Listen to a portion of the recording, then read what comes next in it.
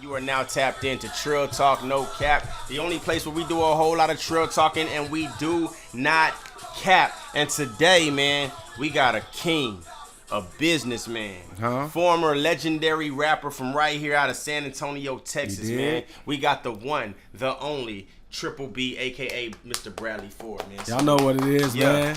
You know what I'm saying? Two names, man, because it's two people over here with one body. You feel me? And we're going to get into both of them today. Yeah, we're going to get into both of them. So first and foremost, man, I got to ask everybody this when they come on, because you know how the world is today. The world's always been crazy, but now we're able to see a lot more of it now. Absolutely. So I always got to ask everybody, truthfully, how are you feeling, bro? How are you doing? Man, I'm feeling good. And honestly, I always feel good, bro. Like, people don't understand the shit I've been through, bro. Yeah. It's a decision to feel good. Yeah. It's a decision to feel bad.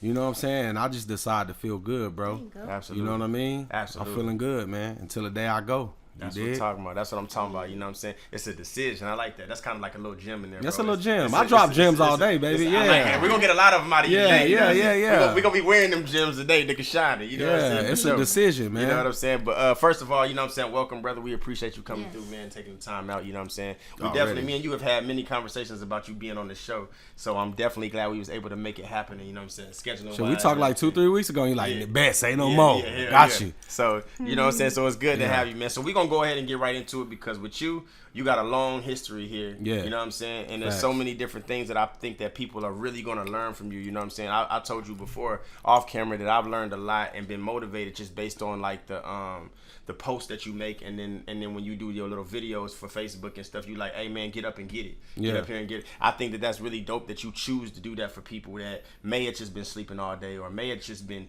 that maybe say, okay, you know, I fuck with Bradley Ford. You know what I'm saying? I think that whatever he doing, he right. I need to get my ass up and figure something out. If he can do it, I can do it. Because you come from the same place that a lot of these niggas is coming from. So if you can do it, you showing the other people that they can do it. So we're going to go ahead and get started, man. So the first thing I got to ask, now many of us already know this, but the people that don't know, that's just tapping in, the people that may not know you, you know what I'm saying, where are you originally from?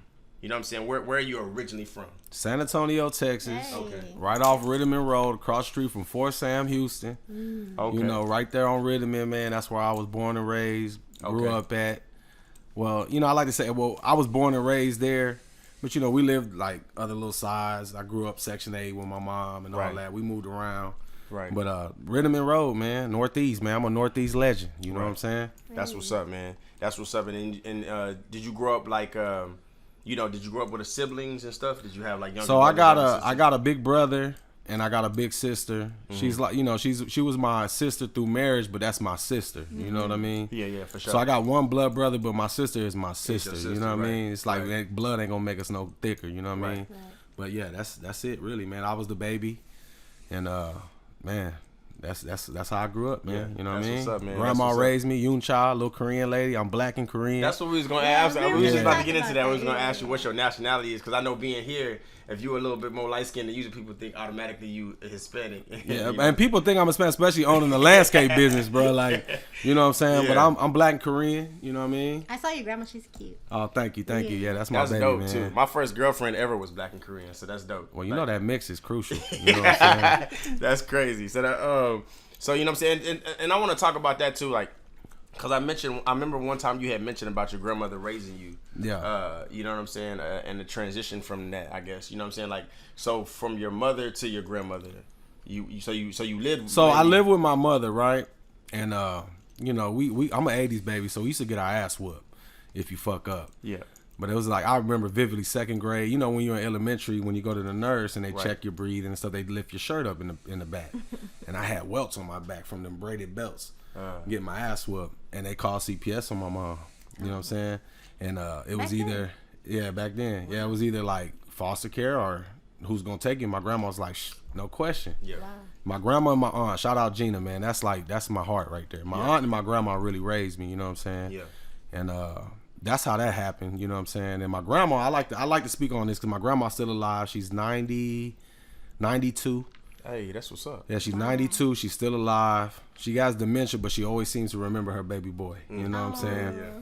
And there's been times she ain't remember me and stuff, but she was a full-blown alcoholic until the day I was born and quit cold turkey. And she said there's something special about him. I need to stop drinking. And she took care of me, you know what I'm saying? That's why I was a fat kid, bro. Like, bro, she fed your boy, she did my clothes, fixed my bed, everything, you know what I'm saying? So, shout out Yuncha Jenkins, man. That's what's up, man. Yeah. Was that your maternal or paternal grandmother? My maternal. Oh, okay. Yeah. I saw your mom too. She's cute, she's beautiful. Yeah, my mom passed away when I was 20 from a drug overdose. You know what I'm saying? I just lost my dad. Nobody knows this. Me and my dad wasn't really close. But I just lost him in October. But you know what's crazy about it is, like, I never had a relationship with him. And then just this past year before he died, he moved down here. It's almost like he knew he was going to go. Oh, wow. He died from heroin overdose. And we got to kick it tough for like 2 months. You know, I just bought my first house last October. And we got to kick it. And like tough, and I was like looking at his legs. I'm like, damn, that's where I get my little legs from. That's where I get my, I get a lot of stuff from him, not even knowing him. You know what I'm saying? And we got to kick it, and I also got to realize the life he was living ain't worth living. You know? And I was like, so I was at peace when he passed, honestly. Yeah. Because life is hard as fuck. Yeah. Some people can't take it. Yeah. You know what I'm saying? That's what gives me the strength. It's like, I lost my mom too because she couldn't take this shit. It's hard as fuck. She had a hard life. You know what I'm saying? I just look at, like, life is a blessing, but it's how you take it. Right. You know what I'm saying? He passed away, but like, I never posted it. I never said nothing about it. And it's like, I dropped him off at the train station. He missed his train. Dropped him off at Denny's to catch the next train.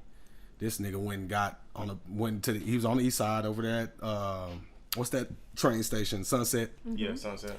He went copped his last little fix of heroin and died in New Orleans. You know what I'm saying? And that shit was kind of heavy for me, but I cried because he died. Yeah. But it didn't last long. Right. You know what I'm saying? I was just like, damn. Just because the relationship he not suffering really though, but he would tell me, like, like, I don't know how long I'm gonna be here. I just want to give you anything I can give you. Right. You know what I'm saying? Right. Just any advice I can give you. And he gave it to me, you know what I'm saying? And that was cool. It just almost feels like, because some people, parents die and you don't even know nothing about them. I got to kick it with him for 2.5, 3 months. Yeah. Came to my crib. He fall asleep. I got videos on like, when he passed, I went through my security cameras and saved all the videos of him just chilling on the back patio, falling asleep. You know what I'm saying? It's like, he got to see that I made it. You know what I'm saying? Did that, you know what I'm saying? You haven't had really an experience with him for so long, right? You know what I'm saying, throughout pretty much your whole life, and then getting those last 2 months. Did that kind of like, of course it's not gonna take away from all the pain that you wish your dad was there, right? You know what I'm saying, but did it kind of like put like a little stuffing inside of that hole a little bit? Yeah, it gave me dog. You know most definitely. That's what I'm saying. Like, it gave me, I don't wonder nothing about my father. That's dope. I know what he was, what he was about.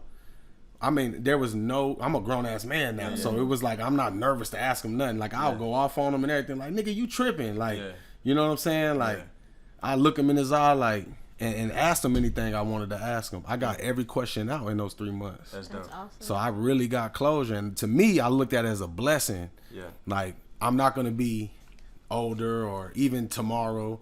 Like, damn, I don't get to talk to him. I don't get to, you know what I mean? I think I got that closure. I think that's pretty amazing, you know what I'm saying? And it's crazy how, like, the little moments like that with your father could fill in a lot of things, you know what I'm saying? Yeah. Could fill a hole that you had. Like, I've always had my father. Yeah. But I grew up with friends that every friend I've ever had never had a father. That's me and my friends. So I grew up watching my father be a father for them. People ask me all the time, what's my best experience of having your dad around all the time? It was watching him be a father for other people. Like, when your dad's your dad, you really can't see him being a dad. Right. You see what I'm saying? Because he's there all the time. Yeah. But when you're watching it for other people that really need that, right? You know what I'm saying? It's like, yo, this is crazy. Like, that's what I'm giving that game to your friends. Like, I remember I was telling this story all the time about he was fixing some kid's bike that I was beefing with in school, like, all the time. Yeah. And I was like, why are you fixing his bike? I don't even like this nigga. Yeah. And my dad was like, y'all issue ain't got shit to do with me. This boy need help. Yeah. He needs some talking to. It ain't just about his bike. It's about the experience of him learning that sometimes you need to do this shit on your own. I'm gonna show you how to do it, and you gonna move on from here. Facts. And now you gonna know, you know what I'm saying? And I was shout out to your pops, man. I mean? Real father, bro. That's dope. It was dope to see that, you know what I'm saying? But I like to hear that because it's a lot of people that are experiencing what you experienced. And that's the one reason, like, me and my dad, we alike a lot, but we bump heads a lot. Yeah. And that's the reason why, no matter how mad we get at each other, no matter how bad the argument is I will still go over there and talk to him the next week. Yeah. Because I don't want to be the guy that's like, I'm not talking to him ever again, and then something happened. You know what I'm saying? Don't ever be like that, man. And then, you know what I'm saying?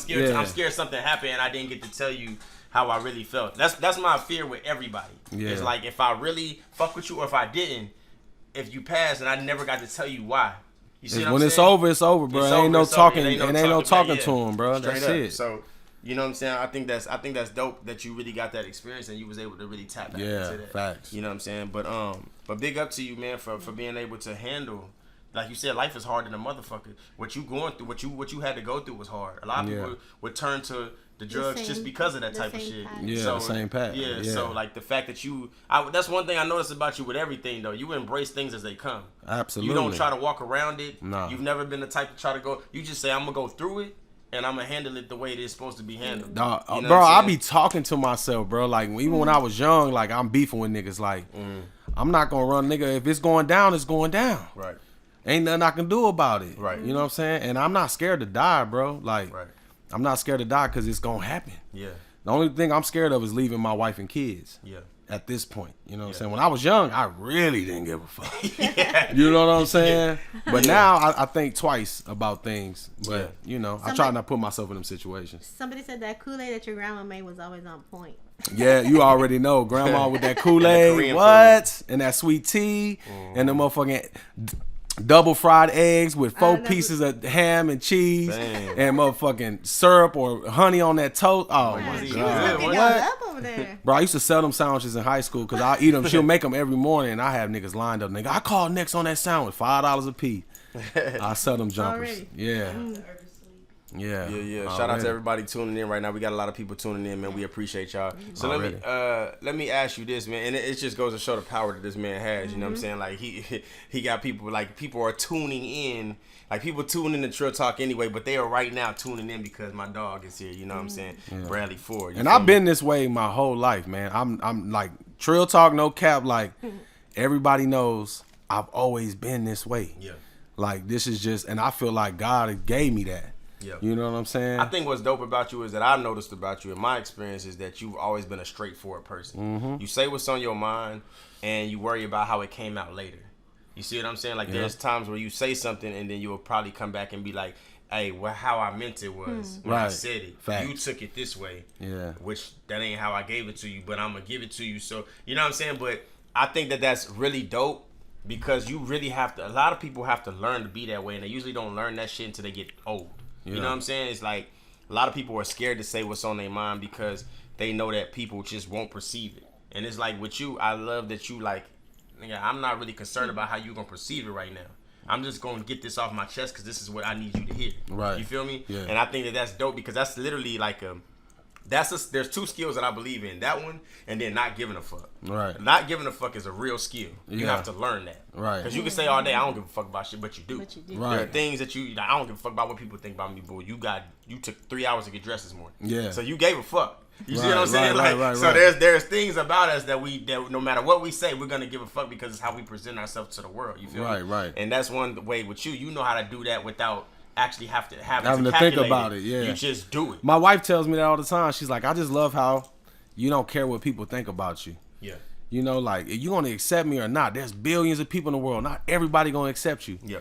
You know what I'm saying? And you only encounter so many of those billion. Yeah. You know what I'm saying? Leave an impression. But I don't try to leave an impression. I just be myself. Yeah. And that should be enough.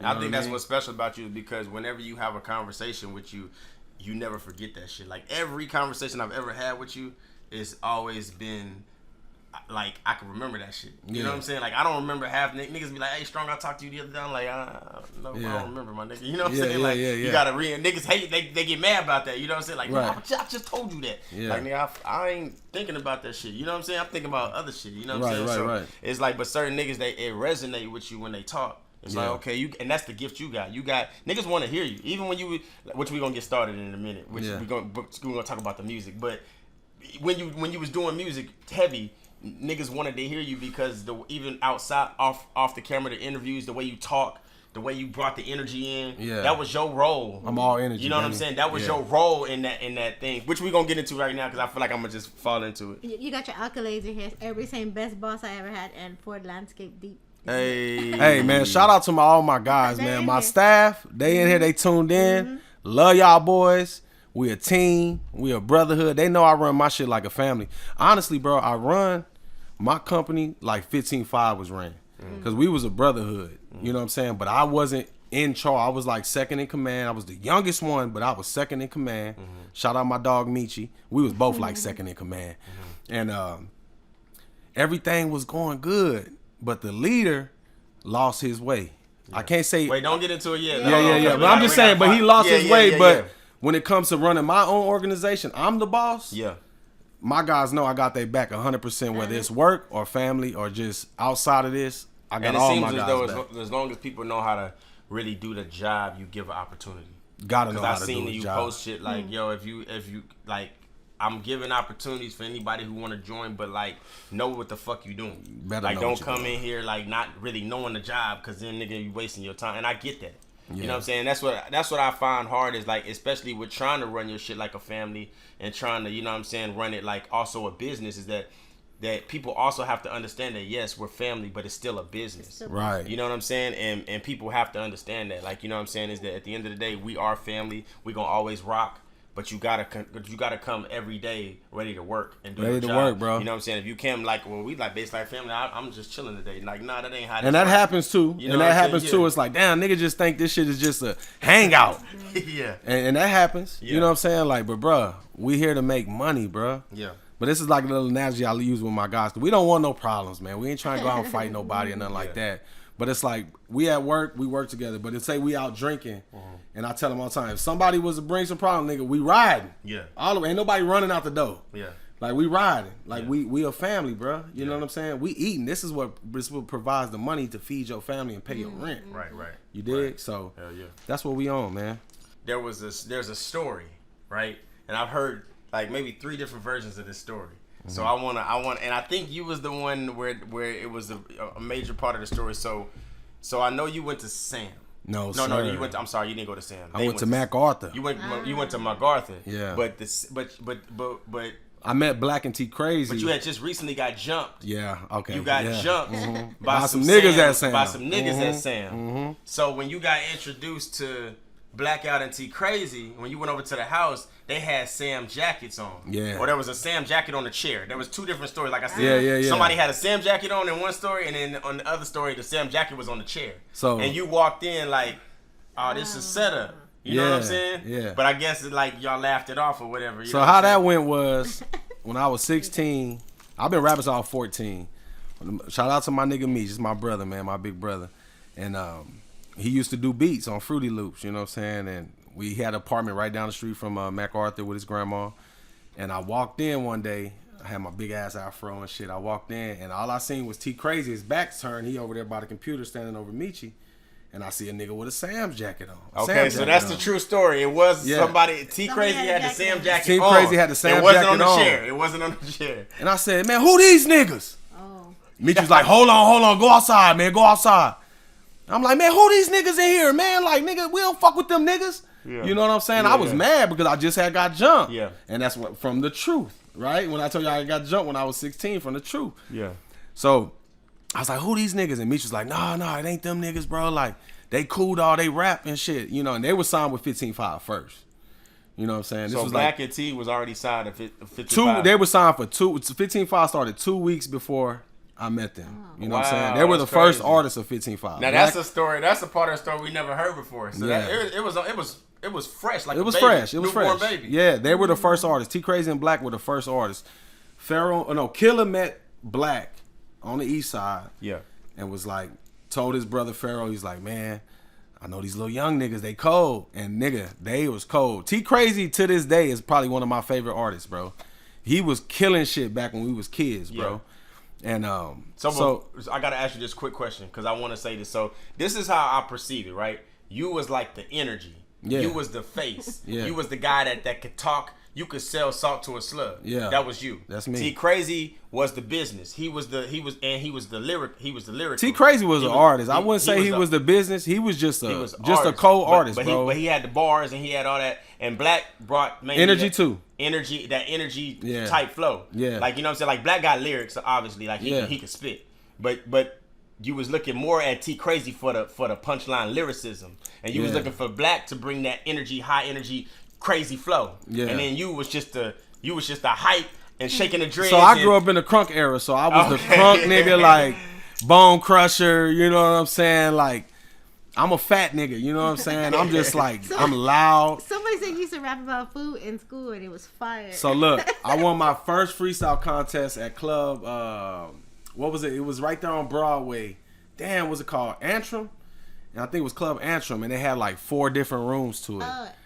And you know, I don't come from money, so I won $75 in a freestyle contest rapping about Jack in the Box tacos. You know what I'm saying? Okay, like freestyling about food.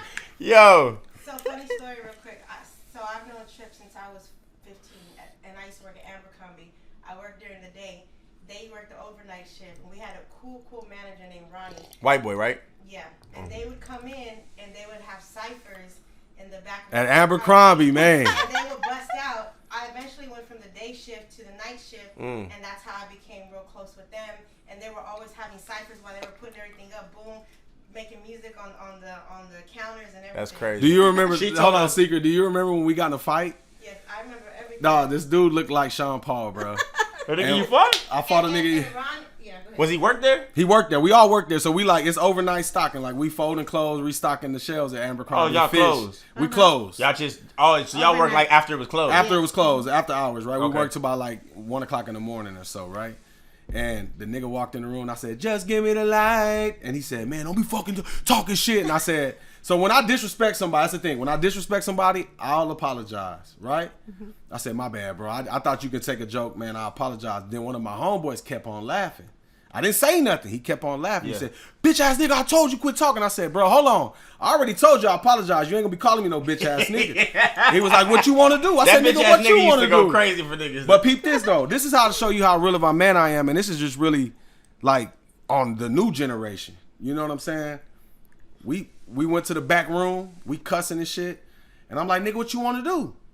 And I had my niggas working. I always work with my homeboys. Yeah. You know what I'm saying? Brady, shout out Brady. And we in the back, and then it was the dude looked like Sean Paul and his brother, and they was like he looked straight like Sean Paul. He looked like Sean Paul, bro. Didn't he look like Sean Paul? Secret. Just give me the light, and right, and then don't let that nigga hop on here. He gonna be mad. He swung at me, and so I said, oh nigga, it's on. They were standing by the door like trying to jump me, so I just bull rushed them, pushed them. We squared up. We fighting. We fight, bro. We fight. Ripped my shirt. The nigga bit my braid. He had me in a headlock. He bit your braid. Like we was fighting. He had me in a headlock, and I grabbed his other hand like this, and I was binging him in the back of the head. Yeah. He bit the top of my braid. Wow. But I used to wear them big old braids, so his teeth grabbed 2 braids. It didn't do nothing but bite my braids. We fighting. You know what I'm saying? But after that, we shook hands. It was all over. And we went back to work. He said, my bad, bro. I'm just mad because niggas just keep talking shit. You know what I'm saying? Outside of work. And I said, bro. We fought, bro. He was bleeding. You know what I'm saying? My shirt was ripped. We shook hands after that and went to work. We had respect and we cool. It's crazy how them fades catch respect. It should catch respect, bro. Like he said, to the young generation, y'all niggas need to be on that instead of trying to kill each other. Dog, I think niggas is so scared of the fade. Let me tell you something about a fade, because I think you young niggas don't get it. A fade, I don't give a fuck how tough a nigga is. His opponent, both niggas is nervous. Yeah. Because you always thinking that you know your hands, you comfortable, but you also think of what could happen. You get hit the wrong way. You always think of the worst when you in a fight. But let me tell you something. After that first punch, you don't feel it. You don't even feel it. You get turned up. So amped up, and the adrenaline is rushing. I used to be nervous about every fade I had to catch, but once I caught them, like once you feel that, and you be like, yeah, nigga, let's what's go, up, nigga. Like then it go, like you know what I'm saying. So I'm glad you said that. I want to express that to the young niggas. Like think like that, bro. Please stop killing. You're not gonna die from a fade, but you're gonna die from a gunshot, bro. And then let it be over. Nigga, if you lose, you live to fight another day. Like, nigga, I didn't caught I can't even count how many fades I done been in, and I didn't win all of them. But at the end of the day, nigga, I was respected, and the niggas didn't want to fight no more. Now we see them niggas today, even as grown men, and be like, what's up? And it's a laughable thing, and we alive. Mm-hmm. Nobody died. You know what I'm saying? And I think that's important. So big shout out to you for even saying that, bro, for real. And I heard about them legendary. So again, I want to give my man his flowers while he's here. Mm-hmm. Everybody that tunes in, that fucks with Highstrung, that fucks with my whole entire movement and the things that I do. my actual formula, I've never told anybody this, but my actual formula comes from 15-5. You know, my manager that I have today worked with them first. For years. You know what I'm saying? For years. So the school program that y'all see, the path that you see me taking with some of these shows, the dancers, that shit kind of came from, you know what I'm saying, from 15-5's formula. You know what I'm saying? They was the niggas here. When I first got here, them niggas was doing shit that a local rapper couldn't even fathom. You couldn't even believe that you know what I'm saying? It's like for the first time seeing Michael Jordan play on the playground before he was the Michael Jordan we know today. Mm-hmm. You know what I'm saying? That's exactly what they were to this city. Because when I got here, there wasn't a big music scene. There was Kylie, Fade Dog, Question, 15-5. Bro, we come from the last era of CDs hustling out the CDs out the trunk. Like we were literally the last era of that. Absolutely. You know what I mean? We sold 20,000 copies right there downtown. Absolutely. That's how we got It Wobble When She Walk on the radio. Like, that's when it started getting attention from the radio. Yeah. They told us. We already told. They said, man, y'all got to get a buzz in the street. Yeah. And we made a mixtape real quick called Bird Season. You hit the street. And we hit the streets. You know what I'm saying? And we're going to talk about this too because I never made it. I never made it to this. My roommate went one time. He made it to the Bird Coop. I never got a chance to go. You never been to the Bird Coop? I never got a chance to go. He got invited one day. And Bird Coop, baby. And Sean knows. This is why I was mad at him. This nigga got invited after the club. We all went to the club. And I think Streets had tapped him on the shoulder. Was like, hey, come through the Bird Coop. But I think Streets was trying to tell like us we could come. But Sean took it as he invited me. So the way 15-5 I was like, everybody can come if you want to come, bro. But I think that nigga was so excited that he felt that he was invited. Yeah. That he was like, hey, I don't know, kinfolk. Like, I don't know if they inviting everybody, but they invited me. But I'm gonna tell you what it's like. So I still blame Sean for the reason why I never got to go to the Bird Coop. You know what I'm saying? But the Bird Coop was legendary too within itself. We gonna get into that. We gotta get into the Bird Coop, man. So, you know what I'm saying? So the Army has started. You know what I'm saying? Y'all had this crazy buzz, man. Now I had to ask this early because everybody wanted to know. You know, first of all, y'all made clubs legendary. There was clubs that were just regular clubs, and then when y'all got in them hoes with the promotion, and everybody wanted to be a part of y'all or work for y'all in some type of way. Bro, you know we were the first fucking record label to give other record labels their own night, a percentage of the door. We booked everything. Shout out JT. Yeah, JT was like the head of that shit. JT used to work for 106.7. We met him he was a radio jockey. You know what I'm saying? He was like the host. He did everything. That's my dog. And we all put this shit together and was like, bro, we gonna put other artists on. There were things y'all did, the beat bashes. You know what I'm saying? I never got We were the first beat bash. We did the first beat bash. See, that's dope. The first. That shit is legendary. I didn't even know that. And we did every after party for like 3-4 beat bash. We did all the after parties. I never got a chance to do a beat bash, but I love that shit. I remember that shit. That shit was legendary. Because there's so many legendary stories that I didn't even write down, but I got them in my head. So before I get to the one that I really want to talk about that everybody wants to know about, I want to say that there was a situation. Me and Black talked about it. You know, me and Black have become real close and shit. Yeah, for sure. And we talk about this one time. I was talking about it with T2, where y'all did a show. I think it might have been at Club Rio, and there was a battle between you and between y'all and 98.5. There was an actual we fought. Yeah, you know what I'm saying? Y'all fought. Yeah. The radio station. Yeah. Like nigga, that's crazy. Yeah. You know what I'm saying? So tell us how that even came about. Like how the fuck did that even happen? So T Crazy, right? That nigga's a hothead, bro. He don't play no disrespect, bro. T Crazy don't take no disrespect, right? So we up there performing at Wobble When She Walk, and DJ Mark III cuts our music off, which is disrespect. And this is a beat bash after party that we're throwing off quiet. So y'all know 210 Customs, Cameron, the Cruising Kitchens, the biggest food truck dealership. This nigga has a whole compound on Broadway, multi-millionaire. He was our first sponsor. Right. Like he fucked with us heavy, fixed up our bird van. He was doing custom cars like Pimp My Ride. And so we were doing the beat bash after parties together. And the nigga cut us off. Like nigga, we put this shit together. Yeah. And T Crazy was like, nigga, you cut us off. And so I'm a ride for my guys. So I went up to Mark III. I said, you bitch ass nigga, how you gonna cut our music? And then I don't remember who swung first, but we just start fighting, bro. We just start fighting. So niggas from the actual like Mark III, these niggas from the actual radio station, they was actually trying, like they was boxing. Nah, they didn't want no issue. But I mean, it was already brought. We fighting security. You see Grey Goose bottles flying in the air, people getting hit in the head. Like, it was crazy. Yeah. And like that was like, it was called, I think it was called, if you can probably find it on YouTube, it's called Meltdown at Club Rio. Oh, wow. Yeah. It was like a meltdown, dog. Like, what's crazy is too, like y'all always been the type that you, if it's an issue, most of all of y'all in 15-5, if it was an issue, then you could come up and chop it up with y'all about it. But niggas, but being the success that y'all had, and even now, like, I tell anybody to give 15-5 and the Army their flowers.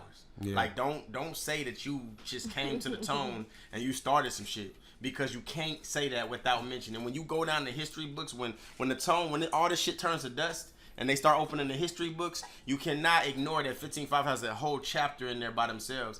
You know what I'm saying? But niggas used to really, y'all caught a lot of hate. But this is the thing about San Antonio, and reason why nobody's really made it and we got all this fucking talent, because everybody hate. And it's crazy that you say that, because just last weekend, me and my brothers-in-laws, we sat at my crib for 4 fucking hours watching videos on YouTube about 15-5. And these niggas was so interested. It was like, nigga, this is like a documentary. And it's like, bruh, nobody wants to give, it's almost like they happy we split up. Mm-hmm. You know what I mean? They happy that we not 15-5 anymore. And that's sad. But instead of getting game from y'all, it's like they all got game. They just they ain't gonna say it like you gonna say it. Right. But that's okay, because I don't give a fuck, man. Because I mean, I got a beautiful wife and kids, and I'm living my life, bro. But at the end of the day, I know what I contributed to the culture in San Antonio. T Crazy know, Black know, Meech know, Mike Green know, JT know, Zangy know, everybody know. And I don't think there's nothing wrong with paying homage. That's why I do it. Yeah. I feel like to know where you going, you gotta know who started and where you been. You know what I'm saying? I feel like that, like, you know, I remember I made a post one time and I was so happy to see all y'all hop on there. I think somebody had said, "Oh, this nigga Highstrung riding dick, talking about 15-5 and all this," but that negative energy actually made me happy, because I showed that, like, nigga, like, this is why y'all niggas don't get respect from these niggas. It's because you so quick to shun, you know what I'm saying? And not show what's really good. So, you know, first of all, bro, I gotta give you your flowers, though. That was the whole purpose of this shit, was to salute you. I appreciate it. And, you know, I tell Black and T, when I seen T at Black's thing the other night, and I salute everything y'all done. I thank you. You know what I'm saying? I walked around on the east side with this big ass chain. You know, Highstrung. Big ass Highstrung. I remember that motherfucker. That big ass motherfucker. So, and I wouldn't have been able to do that without having the the pass from people like you and even Avar. Yeah. I give him credit as well. I fuck with Avar. Avar is fucking a dope ass artist. He's dope, and he's had a lot of beef too. But it's because he's dope. Because niggas are comfortable with themselves. When a nigga talk about the shit he doing and talking shit, he's not talking shit to you. He's just talking about the shit he's doing and trying to motivate niggas that you could do this shit too, nigga. Yeah. You know what I'm saying? So it's our culture is known to be bravado. Right. And it comes off as, oh, this nigga putting it in our faces. No, nigga, like, and a lot of niggas that wish y'all was done, when y'all was done, they still didn't progress. Right. Because you realize all you was doing was hating and you wasn't doing anything to progress. You know what I'm saying? So, so the next thing I want to talk about, you know what, and I also want to shout out Meech. I never got a chance to really have a sit down with Meech. I had a sit down with Streets. I had plenty of sit downs with JT. Me and Brad sat down plenty of times. Black, of course. T, of course. Never got a chance to sit down with Meechy, but impeccable businessman from me viewing. He got his own brokerage firm right now. Like, he's killing it. He pushing 2022, and in 2023 he'll have a 2023. That's my dog. Like, you know, he's doing his fucking thing, bro. So I just want to give you your flowers, bro. And throughout the show, you might hear me do that. Oh, you know I appreciate it, because I want people to understand what this means. I need people to understand what this means. You know what I'm saying? Yeah. Because when you talk about, I feel like me as an artist still today is carrying a torch. You know, we had Calvin Jackson on last time, and he was like, nigga, you're in the middle. you're not the youngest, and you're not the oldest. So you holding it down for niggas that love this, that want to hear content, that want to hear, you know what I'm saying? I appreciate that shit, but I never could have done it if you know, Triple B, Blackout, T Crazy didn't take the risk. If they didn't risk their lives for the shit that they was doing on them stages and them nights where shit could have been left real quick, and we seen shit, and if you ask me, it was a much dangerous time then.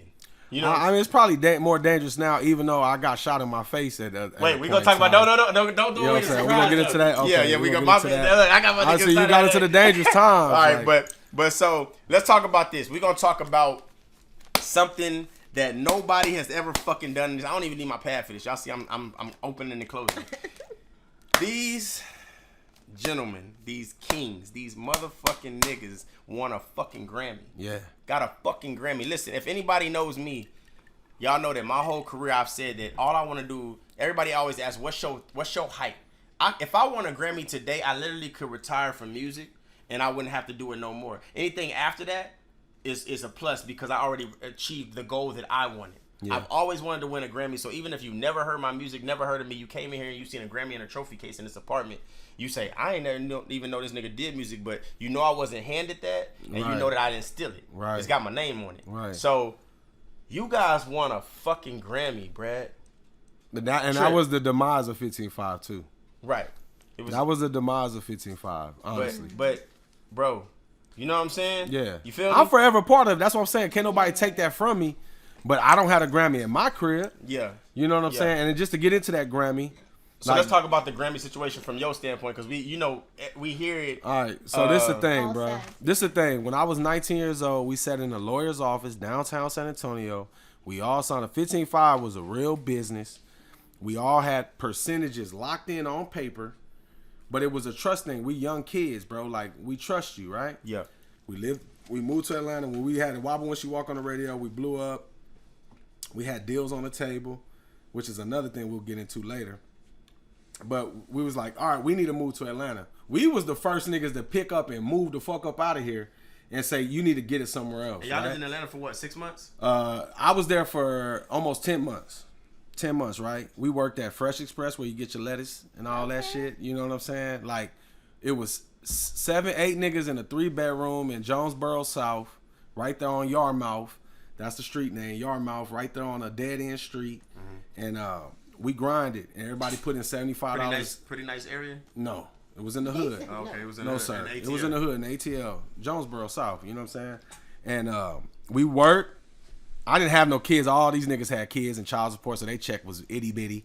You know what I'm saying? And I mean, every check was itty-bitty, but we all put in, and we would go to, like, the hottest spot. You know, we would go to the hottest spot and try to get in. So basically, just to fast forward, we went everywhere, right? And Gucci Mane was like just blowing up. He was real heavy. So for you to say you took a lot of stuff from us, we took a lot of shit from Gucci Mane. Right. When we was out there, we're like, damn, this nigga just handing out free CDs. This nigga's just like, you see Gucci Mane, you see OJ the Juice Man everywhere.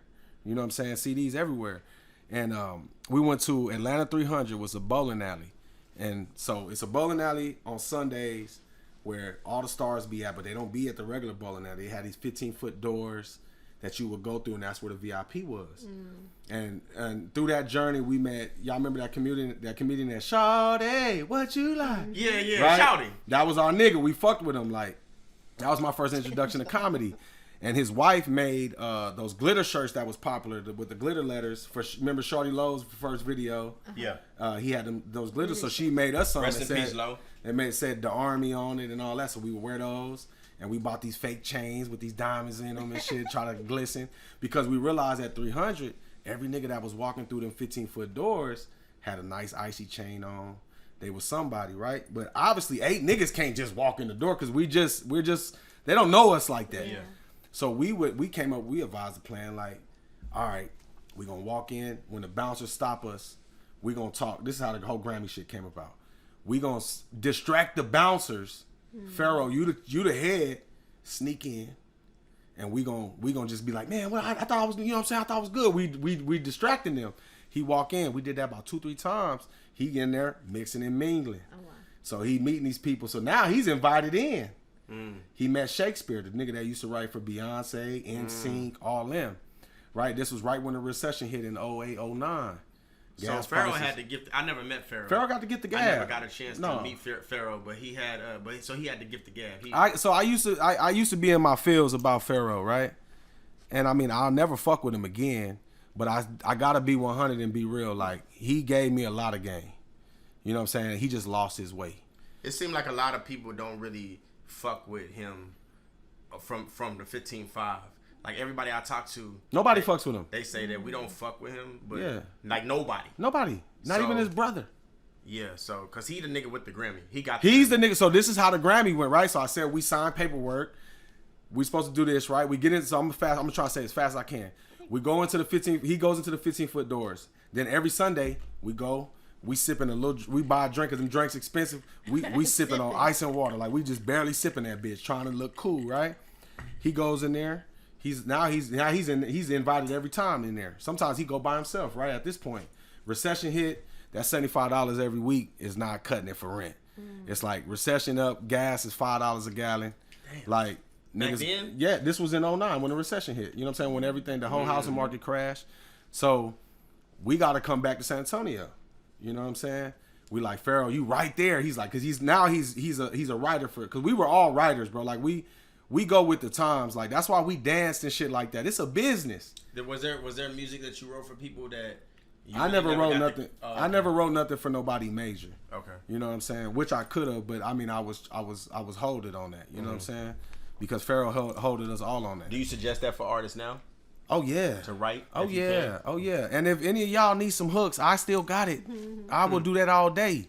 You feel me?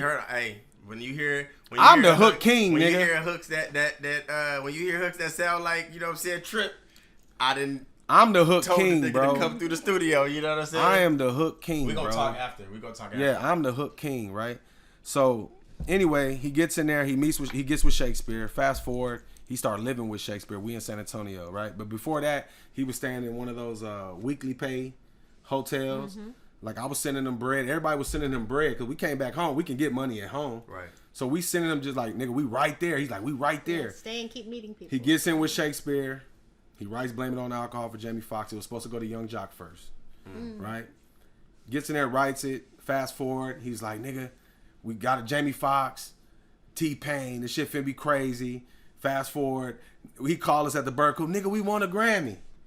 You know what I'm saying? Like, nigga, we won a Grammy. We like, nigga, it's over. Fast forward, right? He moves to LA for a year and a half. There was a hiccup, right? When T-Pain goes, right? That's the Dream shit. And the Dream's like, pause. I need my money. You use my shit. It was only a pause for like 30 days. This nigga drugged that bitch out for a year and a half. Said, we ain't got no money yet. But he was getting money. He made like $280K. I was due 14% of $280K. You know what I'm saying? It's not a big percentage, but shit, a nigga ain't had nothing to 20, 30 grand. That's some good money. I'm not a mathematician, but that's enough to say, hey, nigga. But then I'm in a house with 6 other niggas they cut too, so we got at least $100K together. Because at the end of the day, he had 51% majority rules. In any business, whoever owns 51% is majority rule. He was on 51% of 180K. That should have been 130-something thousand for all of us in this bird coop. We didn't get none of that. Fast forward later, we find out he's because it ain't hard to create an LLC or in a business. It's just only a few $100s. He created Slugger Jones, and he put that accolade under Slugger Jones.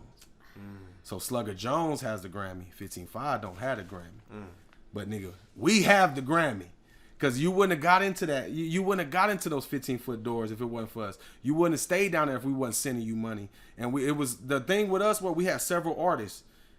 Whoever makes it brings everybody up. Unspoken rule. You're the chief. You're the commander-in-chief. You're the one that goes in the door and handle business for us. He handled business for himself. Right. He didn't handle business for us. So I gotta ask you, because you're really good at percentages. You're a very smart individual too. Yeah, I appreciate it. You know what I'm saying? A lot of the shit that you picked up on the streets. You didn't really learn. You didn't go to school for this shit. Right. You just kind of picked it up. You are the real definition of just a true hustler. Right. Street and business. You know what I'm saying? That's one thing I've always admired about you, and I've always tried to pick your brain when we talk about the business. You know what I'm saying? You've always told me, Strong, when you ready, come talk to me about a house, nigga. Yeah. It takes about 2 years to to really get the process of a house. And I remember going back to my pops like, hey, Pop, I was talking to Brad, and he told me that it take about 2 years to get a house and all this shit. My dad was like, well, he was like, he's right and he's wrong. Yeah. My dad said he's right because most people, they can't absolutely go get a house. Not to switch, because I'm not going to switch it to this, but he said because they don't have the down payment. Right. They're trying to get the... So he was like, he's right. Mm-hmm. For somebody like you that's trying to be an entrepreneur, it's going to take That's what I meant by entrepreneur, because when you're an entrepreneur building yourself, you have to show tax paperwork, not W-2. It's different. I'm not a W-2 guy. Unless you got full cash. Yeah, unless you got full cash. Where you could just pay for shit. Yeah, that makes sense. But you need to show 2 years of tax returns every 24 months. But that's what makes you so smart is you look at a nigga's situation. You know what I'm saying? Your first question is, what do you do? Yeah. And how do you earn income? Right. You feel what I'm saying? Yeah. So you already knowing like that, like, okay, this is how you earn income. So it's gonna take you about 2 years. Now this nigga, he could probably pay for a house right now. You see what I'm saying? Yeah. You already know that subconsciously. You know what I'm saying? That's what makes you a great businessman. Now back to the Grammy situation. I'm sorry. That's all good. But I want them to know how smart you are when it comes to this business and why they should go through you. Yeah. You know what I'm saying? When it comes to this, because this man don't only do landscaping, he do which we're gonna get into later, but he does real estate as well. So that's something I wanted to express to the people. But again, go back to your story, bro. I'm sorry. So I mean, he got the Grammy. Shit, we went down to South. I mean, we went to South Padre and threw a blame it on the alcohol party. Man, that shit was crazy. Shout out TP, man. He works for camera right now. He's doing really, really well. He was like our cameraman, my little brother. Shout out to TP, man. Shout out Texas player, man, Josh Davies. And he has the video somewhere, man. We threw parties down there at South Beach, bro. No, not South Beach. I'm sorry, Padre. That shit was crazy, bro. Like we took it in full stride because we thought. We won the Grammy. Like we thought, like damn, like he gonna come home with it. It's over. We cried, me streets. We cried at the Bird Coop. Like nigga, we made it. It's finally here, and we got fucked. And that's what I wanted to express too. Like y'all are the first people that I've ever seen where I've actually been able to touch. As far as like we hear about these stories, right, in the music industry, but we don't know them niggas. Right. You know what I'm saying? We don't know DMX and we don't know rest in peace. We don't know Jay-Z.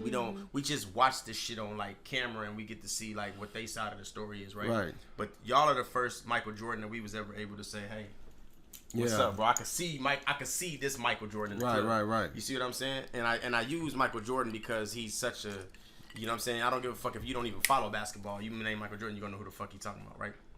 You guys was that for us. Yeah. So experiencing that, you know what I'm saying? So like money really can come in, like money fucks up everything. Money will really test your friendships, your relationships with people. Yes. You know, people always say, "I'm a ride for you. We locked in for life." Bullshit. It's us. But when that money, but it's easy to say what you. I tell women this all the time because women say, "Oh, I'm not that type to do this for money." But you also don't have $1 million placed in your face. Right. If a nigga say, "I want you to do this for $1 million," and it could be handed to you if you do it. I can honestly say that you can't control me with money, bro. You can't put $1 million in my face. Is that because of the experiences that you had that make you say that, or is it like? Do you think you would have been able to say that before you had those experiences? No, probably not. Probably not because I was young. But I'll tell you right now, there's been plenty of times I wanted to go take that nigga Pharaoh face off. Yeah, you know what I'm saying, when that happened, and then I'll call T Crazy because that's my brother, and there was times it was like back and forth. I'm on my way to that nigga house right now. And I heard that there was like bouts like that between y'all. I heard that I think T Crazy told me he boxed Streets. Oh, T Crazy boxed Streets. He like boxed in the Pharaoh, yard or some shit. And like he beat. I'll have to say, Streets, I love you, but he put them paws on you, and he put them paws on Pharaoh too. Yeah. T Crazy a little nigga. He a little nigga, but bruh, he got them hands, dog. What I can tell you too is like people don't know this story, but and this is why it's so special. This is probably one of my most special episodes, not taken away from anybody that's ever been on, but it's special to me because people don't understand, like me and Brad didn't even like each other for a long time. Not on some beef shit, but more along the lines of like, there was a lot of reasons why we just didn't fuck with each other. He didn't even feel like I was a real nigga at first. You know what I'm saying? Because he felt like, I'm just not fucking with it. You know what I'm saying? And I just didn't fuck with that. He didn't fuck with me. You know I just didn't know what your angle was. Yeah. You know? So and I was like, and what's funny is Black used to always tell me, but y'all so much alike. You know what I'm saying? Like we really, and as I look at you and I think about all the stories, we really are alike. Yeah. I am the triple B of like today. Like I'm one to talk to everybody. Right. And like I talk to everybody. Niggas that don't like me now, it's only because I talk to them. Yeah. You know what I'm saying? Like I try to talk to niggas and I don't fuck with you. Yeah. Cool. I know that now. I know to stay out your space or we gonna box eventually. Right. You see what I'm saying? Right. I'm grown now, so I don't really give. You gotta do something unlawful to me to make me. Right. You know what I'm saying? Like, but then I was like a trigger. Like, you know what I'm saying? Like, fuck that. This nigga gonna like me or I'm gonna fuck him. You know what I'm saying? Yeah. And that's how you were. It was like, nigga, I don't gotta say shit to you. I was the first nigga to throw a punch every time. I'll tell you a story right now. Bar 11, when like I be having dreams, bro. And that's why I told you I quit smoking weed and I got my dreams back. I had a dream. I remember 2 days before we got in a fight, I said, we was in the bird coop. And I was like, hey, man, I know all y'all niggas be talking that shit. I'm talking to my niggas. I hope y'all niggas ready to back that shit up. I said, a fight coming, bro. I feel it. Niggas gonna test us in real soon. Yeah. And we got into it. Mm-hmm. You know what I'm saying? We got into it with some niggas. Yeah. And so you had a dream about niggas testing y'all, and then y'all started getting tested. And we got tested, and we whipped them niggas. You know what I'm saying? There was a legendary. Well, I didn't even say it was legendary. It wasn't legendary, but because there used to always be fights at Bar 11 out in the parking lot. And there was a fight one time. We had the VIP next to y'all, and I was 3 deep, but I was deeper when we got into that parking lot because niggas had. That's how it always go. You know what I'm saying? Like my niggas, we had already been texting. You know what I'm saying? So niggas was like, I was like, I think some shit about to pop. So y'all niggas need to pull up. I called all my niggas. I had some niggas come down here from Killeen. They got down there before the club let out. You know what I'm saying? I told them we had a problem at 11:30. I never forget. It was like 11:32. I never forget the time. And niggas drove from. It takes 2.5 hours to get from here to Killeen. Yeah. So they drove from Killeen to get here to that parking lot. And I never forget. We got outside and y'all started fighting immediately from the door. Yeah. And it was crazy. It was pandemonium. It was niggas. We didn't know who we was fighting. You know what I'm saying? That's how crazy it was. It was a big fucking brawl in the parking lot. And I remember there was a soup shop next to the bar, and I got stolen to that glass. Yeah. And then I started fighting back, and niggas was like, "You with 15-5, nigga? You with 15-5, nigga?" And I was like, "Nigga." Before I could even explain, niggas just automatically assume we was with y'all. Yeah. So we said, "Fuck it." Yeah. We nigga. Yeah, nigga. Yeah. So we started fighting with y'all. Yeah. I didn't know that. And you don't even remember this. Black remember. You don't remember this. But a nigga was running up on me. I was fighting a nigga with my back turned. Yeah. I had him already like down to his knee. You know what I'm saying? Like when you stumble a nigga, he get down to his knee. I'm getting ready to hit him again. Another nigga's getting ready to, and you took him out. Yeah. And then like we looked at each other and you just kept going. You know what I'm saying? It was because one hit a quitter, baby. I'm a king. Yeah, this nigga Bradley knocked 2 niggas out that night. Like cold out. I remember. You knocked 2 niggas out, and you was like, "Nigga, watch your back." Yeah. And you like, nigga, I remember we was all fighting, and we got back to the apartment like, "Damn, that shit is crazy. We literally fought tonight because niggas thought we was 15-5." Yeah. And niggas didn't. There was niggas fighting that didn't even have. And these niggas was like the biggest bloods in the club. They fought everybody. Yeah. So it was like, who else can you fight? Yeah. Like who else is the top dog? And I knew it was coming. Like nigga, you gotta fight us next. Yeah. But that fight happened over a blunt. Cause like I'm just walking around the club, you know, we used to smoke back in the club and shit. And Streets was smoking a blunt with them niggas. We was cool with him. And I was like, Street, let me hit that blunt. And he handed it to me. And nigga was like, nigga, I'm next. And I'm like, damn, nigga, you tripping off a blunt, nigga? I said, man, here, nigga, old hoe ass nigga. Yeah. And then that's how that whole thing started. That's how that shit was crazy. I never forget that night, man. I never forget. That was a crazy time. There was a situation where you actually was shot in the face. And I didn't know that until you spit it on that song. Yeah. You know what I'm saying? You spit a song with me. I forget, what did we call that song? It was what was that song? Did you ever put that song out? I still putting it out. I got to waiting on you to put it out, man. No, I got to do it right though. Yeah. That's not something that I could just, you know what I'm saying? It's in the archive. We still got it. There was Fire, and then there was we Be the Fire, and it was damn. It's gonna come back to me. I'm mad that I don't remember it right now. But in that song, you talked about how you were shot in the face. You was like, and I tell you this, you know what I mean? I don't be admitting when niggas. I don't feel like niggas just bury me when it comes to like being on a track. Lyrically, yes, you know what I'm saying. But I don't feel like. But I gotta say, Trip had the best verse. Appreciate it on that record that we did, and I'm still releasing it too. So don't think that it's buried in the archive. Meant for this. Yeah, Memphis, which is a really dope track. We gonna get that shit released too. But in Memphis, Trip say he said I got shot for this. It's one line where he said, I think it was like his last two bars. He said I got shot for this, and I remember us being in the studio. It was such a vibe in the studio that night, and I remember being like, damn, you got. He was like, nigga, not only did I get shot, I got shot in my fucking face. Point blank range, bro. Like he got shot in his jaw, and the bullet went out his mouth. It shot me right here. He shot me right here. I had burn marks around my chin right here, and I was a little bit chunky at the time. And the doctors told me my chunky face is what saved me. Oh, wow. It went in through my fat. It cut a little bit inside my mouth, hit my jawbone right here, and bounced out. Wow. It was a small caliber weapon. Tell us how that came about. Like, okay. How did you end up getting shot in the face, bro? I am a rider for the people I love, right? And if y'all know Scott Malou, one of the big, if not the biggest realtor in San Antonio, we've been riding together since 13. Shout out to MBOE Entertainment. We've been riding since like 13, 14 years old. You know what I'm saying? And AJ Hearns was his artist. I just seen AJ Hearns in Spain with like fucking 50,000 people out there. That nigga killing it, right? But that was his artist when he just got into the music. And I don't think I ever told you this too, bro. You know, I was the first person that Scott tried to sign before him. Oh yeah, like he brought a contract to the bar. Remember how the bar used to be in Bar 11? Yeah. He brought a contract, and I said I wanted to kind of see what Tight Eyes ENT, my own thing. Yeah. And Scott tapped me on the leg and said, "Well, I thought you was about money. My bad." Mm-hmm. Yeah. You know how Scott was. Yeah. I thought you was about money. Yeah. And I said, Scott, I just want to try my. It's cool. And then after that, literally 2 weeks later, it was AJ Hearns. Yeah. I told very seldomly that story though before, but I think. But you know what I'm saying? I just wanted to tell you that. I don't know if you ever knew that shit. Yeah, I didn't know. But so it's crazy because my wife now, right, she's pregnant with my son, and I was drunk in the club and try to holler at some girl next to me, right? And she says, I'm trying to holler at some girl over here. We was just talking, right? And she called me, and she was like, fuck you, you know what I'm saying? I'm chasing her outside. And I'm like, she's like, I don't ever want to see you again. Fuck you, this and that. So I'm angry, right? I'm walking back in the club. So the dude who shot me, like literally, it was like a movie. He ran by me, bumped in my shoulder. And Scott and AJ Hearns was right behind him. Mm-hmm.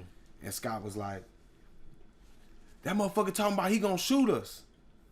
And I'm like, who? I'm already mad. I'm ready to go. Mm-hmm. I'm on go. Scott take off running. I take off running.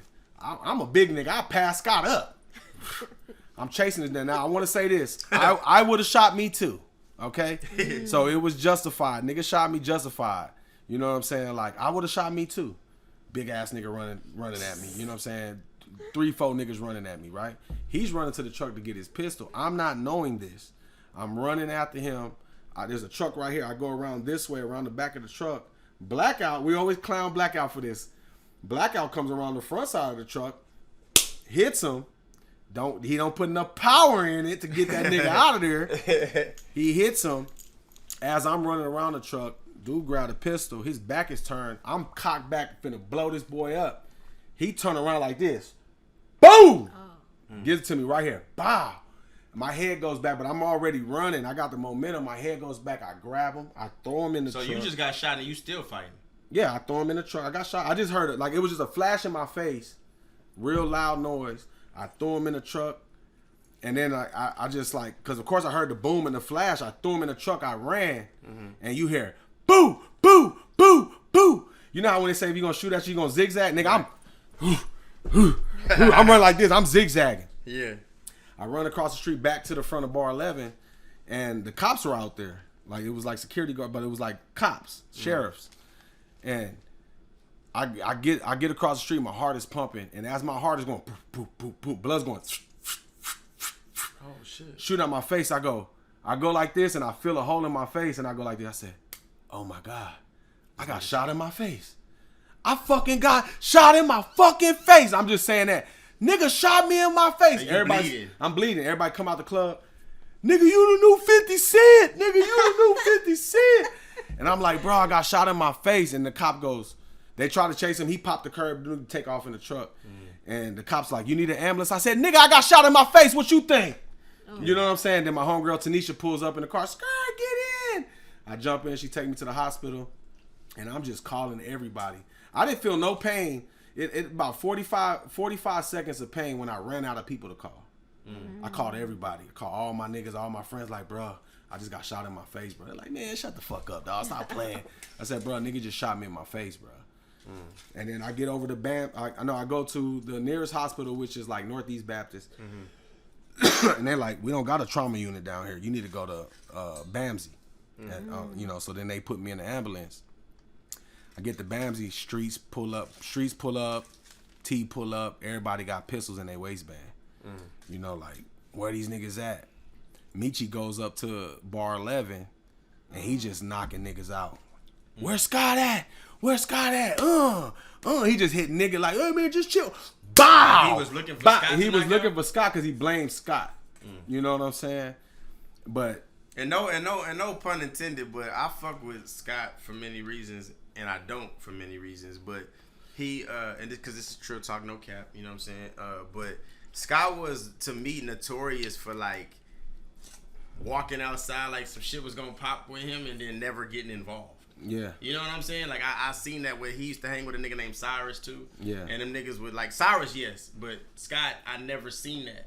Like I remember one Scott time ain't gonna throw no he pause. walked out there and it was like 40 niggas behind him and Scott was like, what you trying to do? What you trying? And I was like, bro, like, you know what I'm saying? Like, you not doing that though. You not the one that's you putting niggas in imminent danger. Yeah. For you. Yeah. You know, but he was notorious for selling that. Like, niggas wanted to ride for Scott. I mean, they want to fuck with him. They want to fuck with him. He was the king of promotion. This nigga had it all. He always had it all. He always did his thing. So I can't take nothing from Scott. He always did his thing. You know what I'm saying? Absolutely. And it's like, after that happened, bro, I remember this is a real ass story, bro.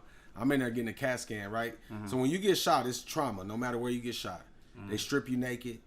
You go in there and they X-ray everything. 'Cause they don't know if you got shot anywhere else. You just don't know.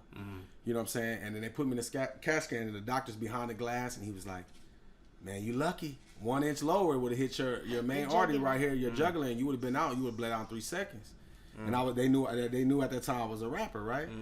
And it was like, you want to spit a rap about it? Nigga, I'm sitting there out of the CAT scan, and I spit a freestyle for the doctors and the nurses, bro. No cap, dog. Wow. Rapping about that's I didn't know that shit. Yeah, that's and then the next day, I'm at Fiesta, Texas with 2 bandages on my face, and we just having fun, and I'm in the club on Monday. That's crazy. Wow. It is what it is. With the bandage on. With the bandages on my face. That's crazy. Like, I really lived. I was dedicated. 55, I would have died. Anything. I wasn't nervous. I wasn't scared.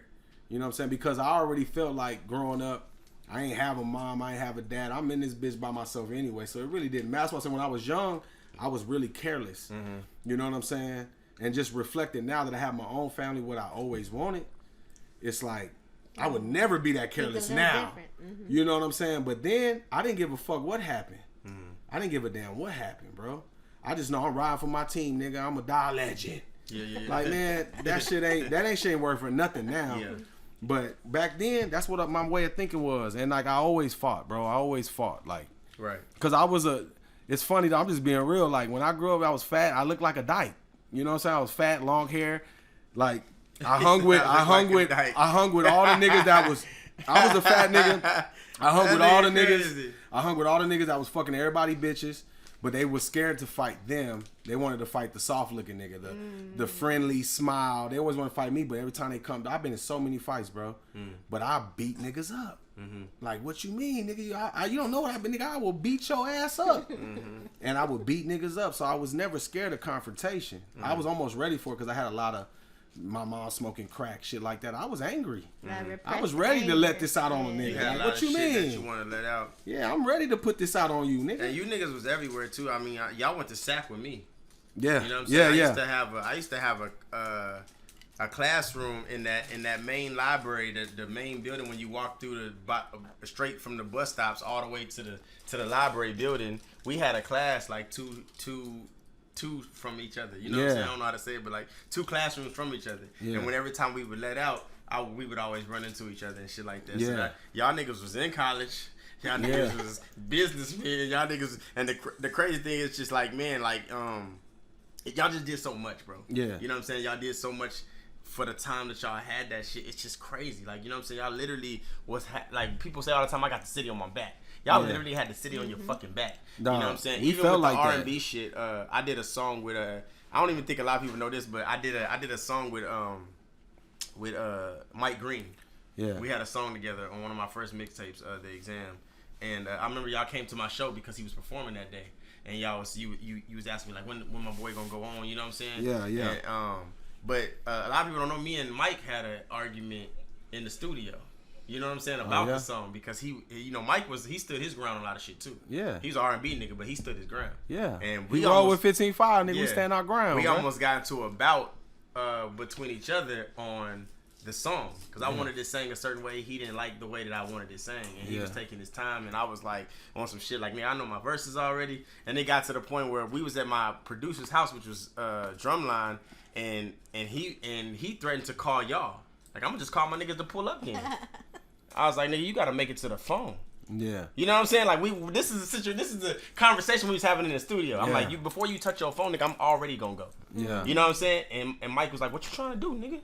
Yeah. But it was Q's house. So Q was like, hey, not here. Right. Like, we're not doing all that. You know what I'm saying? This is my house. And it was crazy because I longed for that type of love for somebody to be on my shit. I wanted love like that. Where it was like, I want niggas to love my shit so much that I could call my niggas and they could be that accessible to me. That's what everybody truly wants. So how Mike Green came into the fold, right? Yeah. When Pharoah was living in Atlanta, Mike Green. Shout out Mike Green. He's done a lot of dope things too. He did the Tupac soundtrack for the movie, right? Yeah. He did. Man, he's amazing. And my favorite song from Mike Green is "Beautiful."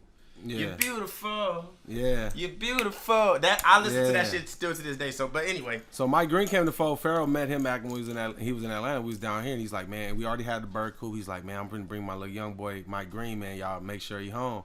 And so I was the youngest one. Then Mike Green came. He was the youngest one. So he's like, this little bro. Yeah.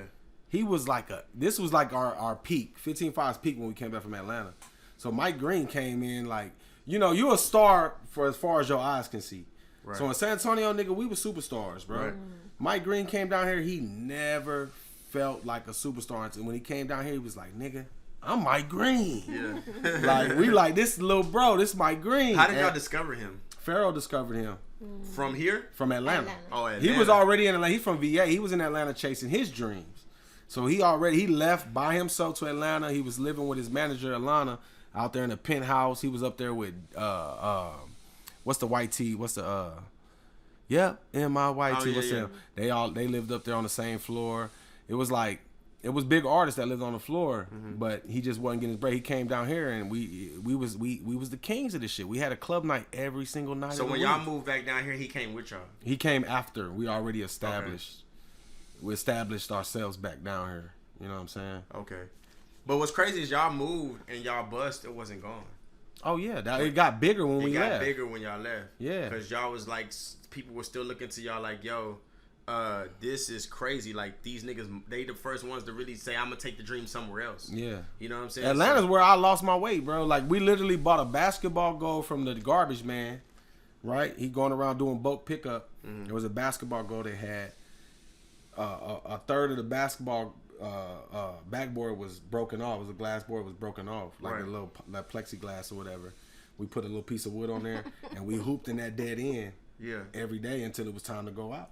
That's and crazy. I lost weight. And T Crazy was like, nigga, you know what I'm saying? Like, backing me down. Little nigga, strong. Yeah, you know that nigga buff though. Tough up, nigga. And we would hoop all the time, and I just started losing weight, bro. I just started losing weight. We hoop all the time. Hooping to do it for you. And I didn't live with my grandma, you know what I'm saying? So we was eating ramen noodles. We can cook a ramen noodles 110 different ways, you know what I'm saying? It was a fun time. Yeah, gourmet meal, dog. It was a fun time, bro. It was a fun time, for sure. You know, for those that's just tuning in, I see new people had hopped on. We talked about a lot of different experiences that you had. We talked about the Grammy. We talked about you getting shot in the face. We talked about your experiences with this music going, fluctuating and then going bad, you know what I'm saying, with bad business and shit like that. What would you say, yo? I'm gonna ask you this question. I don't think I asked an artist this that's been on here yet. What is your experience like? What's your best experience as an artist, and what's your worst? The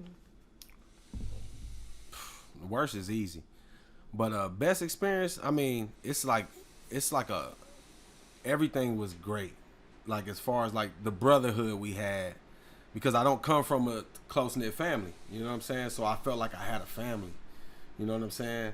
So that probably has to be my best thing. Like you said, you always wanted somebody to ride for you. Like, I knew I had niggas that ride for me. We cried together. We laughed together. Like, that was probably like the funnest times of my life. You know what I'm saying? Right. Outside of me having a family and everything, because that's what I ultimately wanted out of my life. You know what I'm saying? But that was my first real family. You know what I'm saying? So I would say that was like the funnest time I ever had in my life, bro. Like, that was the best experience, just to be able to experience all that. The things that you talk about. Right. We lived it every day, like going home and just going to the bird coop and just, you know, or even living in Atlanta. It's like just the whole journey, everything I learned from it was amazing. Right. I would never give it back. Right. You know what I'm saying? But the worst part of it was the crumble, was the demise. Knowing that it was in. Knowing that it was over. Could you feel it being over? Oh, we felt before it. It was over. We felt it. We felt it. Niggas felt it forever, and we had conversations. Once it was over, niggas was like, nigga, we been knew this nigga was fucking us, but we only stayed for you. Right. Because we knew you, dog, the day I called niggas, dog, this is real shit. 15.5, when Instagram started and all that, we was MySpace era. Mm-hmm. We owned 15.5 at 15.5 on IG, right? Mm-hmm. A dude called, like I said, I was second nigga. I was the one handling all the business towards the end. Once we got back from Atlanta, it was me mostly. Dude has a 15.5 company. It was like an internet company. It was for some tech company. Pharaoh's at my house, and this dude hit me up and he wanted to give us I think it was $3,000 or $5,000 for the name. And we were already like, I already see this over. And Pharaoh was like, shit, sell it. We ain't gotta split it with everybody. And I said, no, nigga, this is 15.5. This is everybody name. Everybody is owed a piece on that. Right. You know what I'm saying? I called everybody, like, everybody got 500 coming. Like, oh, we finna sell the IG. We finna sell the name, right? And then how everything split up was, we was cutting yards. Me and Pharaoh, because he came back from Atlanta, and he was like, we gotta figure out a way. And before we moved to Atlanta, I was trying to make money cutting grass. Mm-hmm. And so he was like, we gonna cut some grass. I'm like, shit, I'm down. I've been wanting to do it. You know what I'm saying? But so we started cutting grass. And I remember we were doing property preservation. And you have to send pictures for the banks. And we made like $6,000 in 1 month. That's crazy. And I'm sitting there. I would be on the way home from doing the yard. So y'all always been some getting money niggas. Yeah, we always been some getting money niggas. So I'm sitting there. I'm uploading all the pictures and on Pharaoh's laptop. And he left this contract he was building up open. And I read it. And we were all 33. It was 3 of us. Me, him, and his homeboy Mike, right? He had the Explorer. We had a little trailer. We had push mower. We didn't have shit. You know what I'm saying? But we was making money. And I see on there, Mike gets 30%, Pharaoh gets 50%, and Bradley gets 20%. And in the category it says why they get this much and all this experience. Like, nigga, I've known you since you was 20 years old. I know Pharaoh when he was 20, 21 or 22 or something. I'm like, nigga, you ain't never cut yards a day in your life. How you got more experience than me? Yeah, I'm the one who built the flyers. I don't want did all that shit. I'm the one. I had the notepad with every client's number in it. How I get 20? Right. And that was the day I said, I'm done fucking with you. Right. So then once I seen that, I was sitting behind him. I wanted to grab that nigga and choke that nigga out behind his seat. But I held my composure. I got home. I called everybody. I said, y'all, I'm done. So you were type that's always. I'm sorry.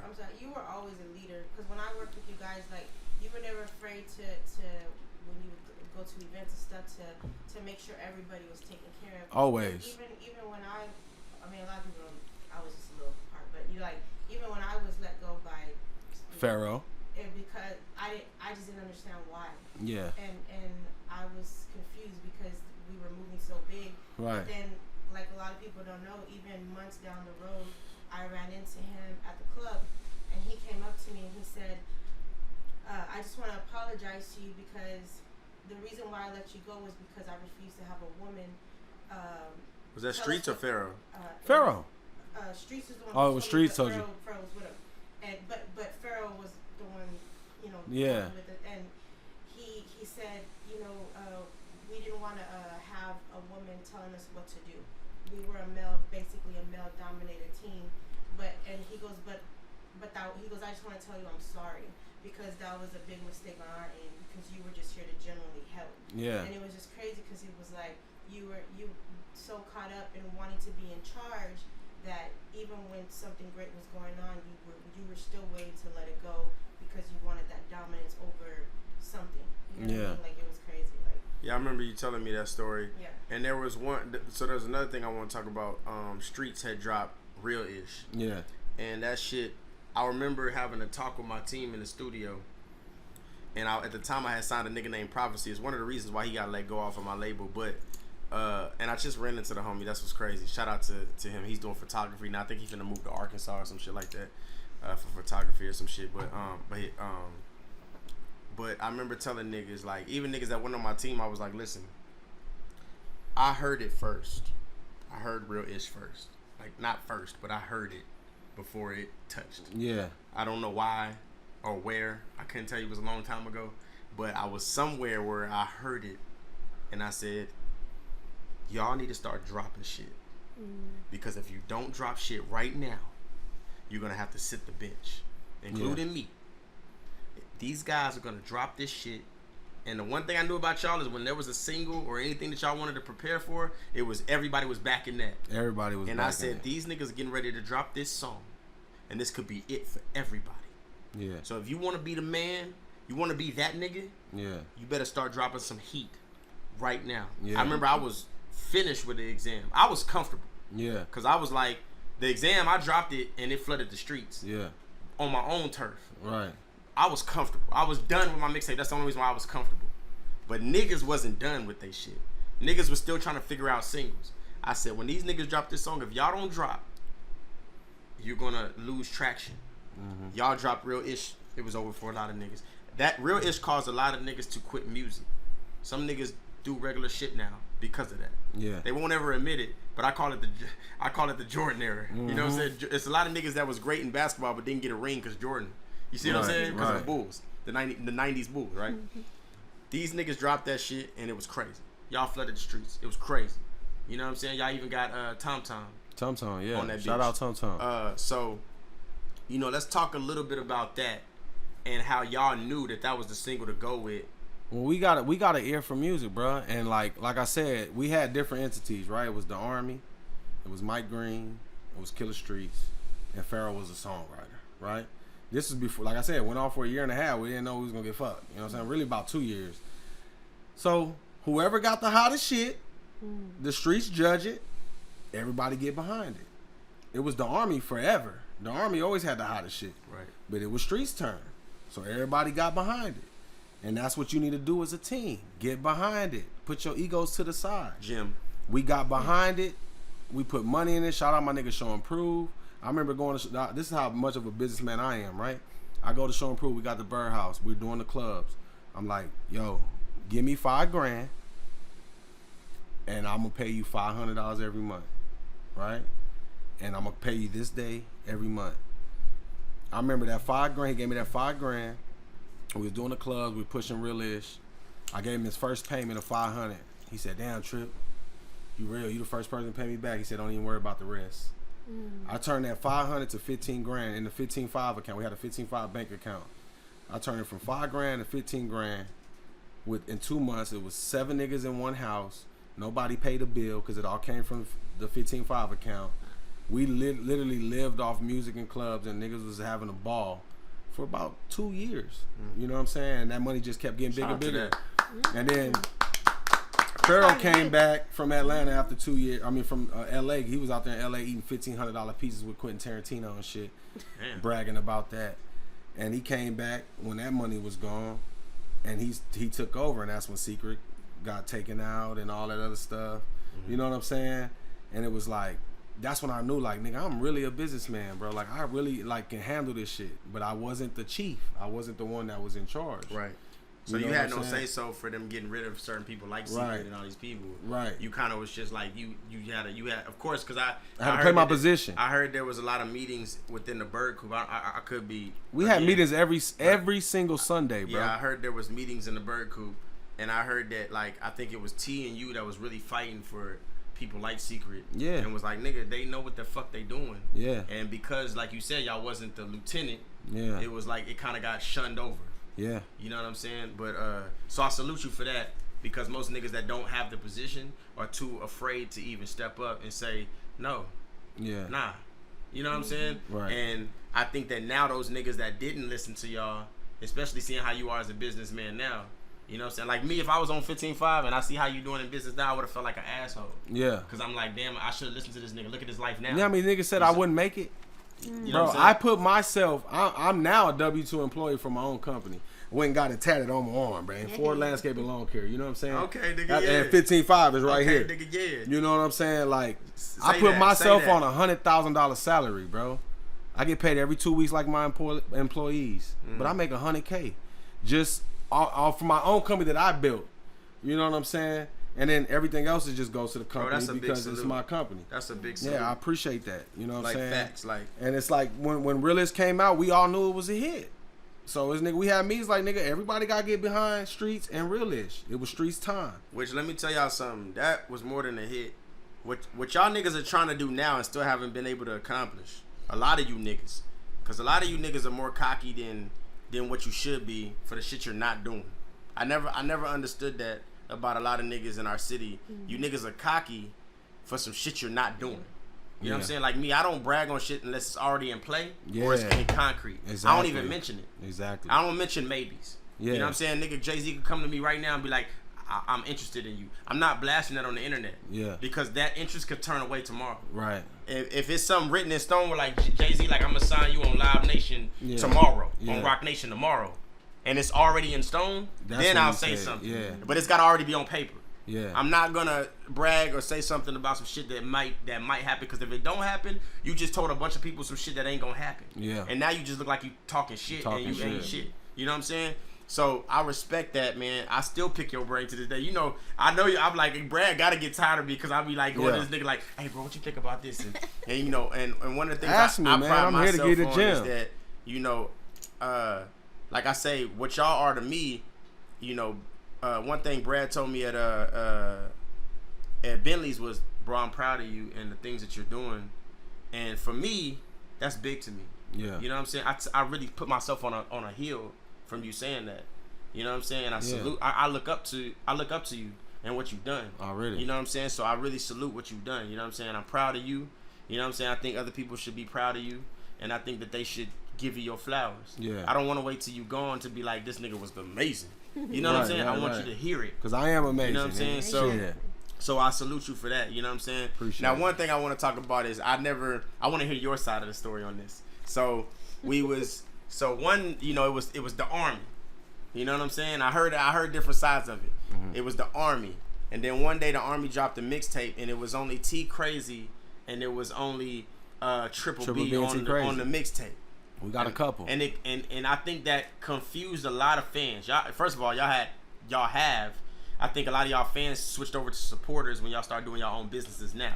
Yeah. But y'all still have those fans. Yeah. People that I heard a couple of my fans that are my fans now told me, they said my first concert was a 15.5 concert. Facts. You know what I'm saying? They still hold the record, I think, for selling out Broadway Bar.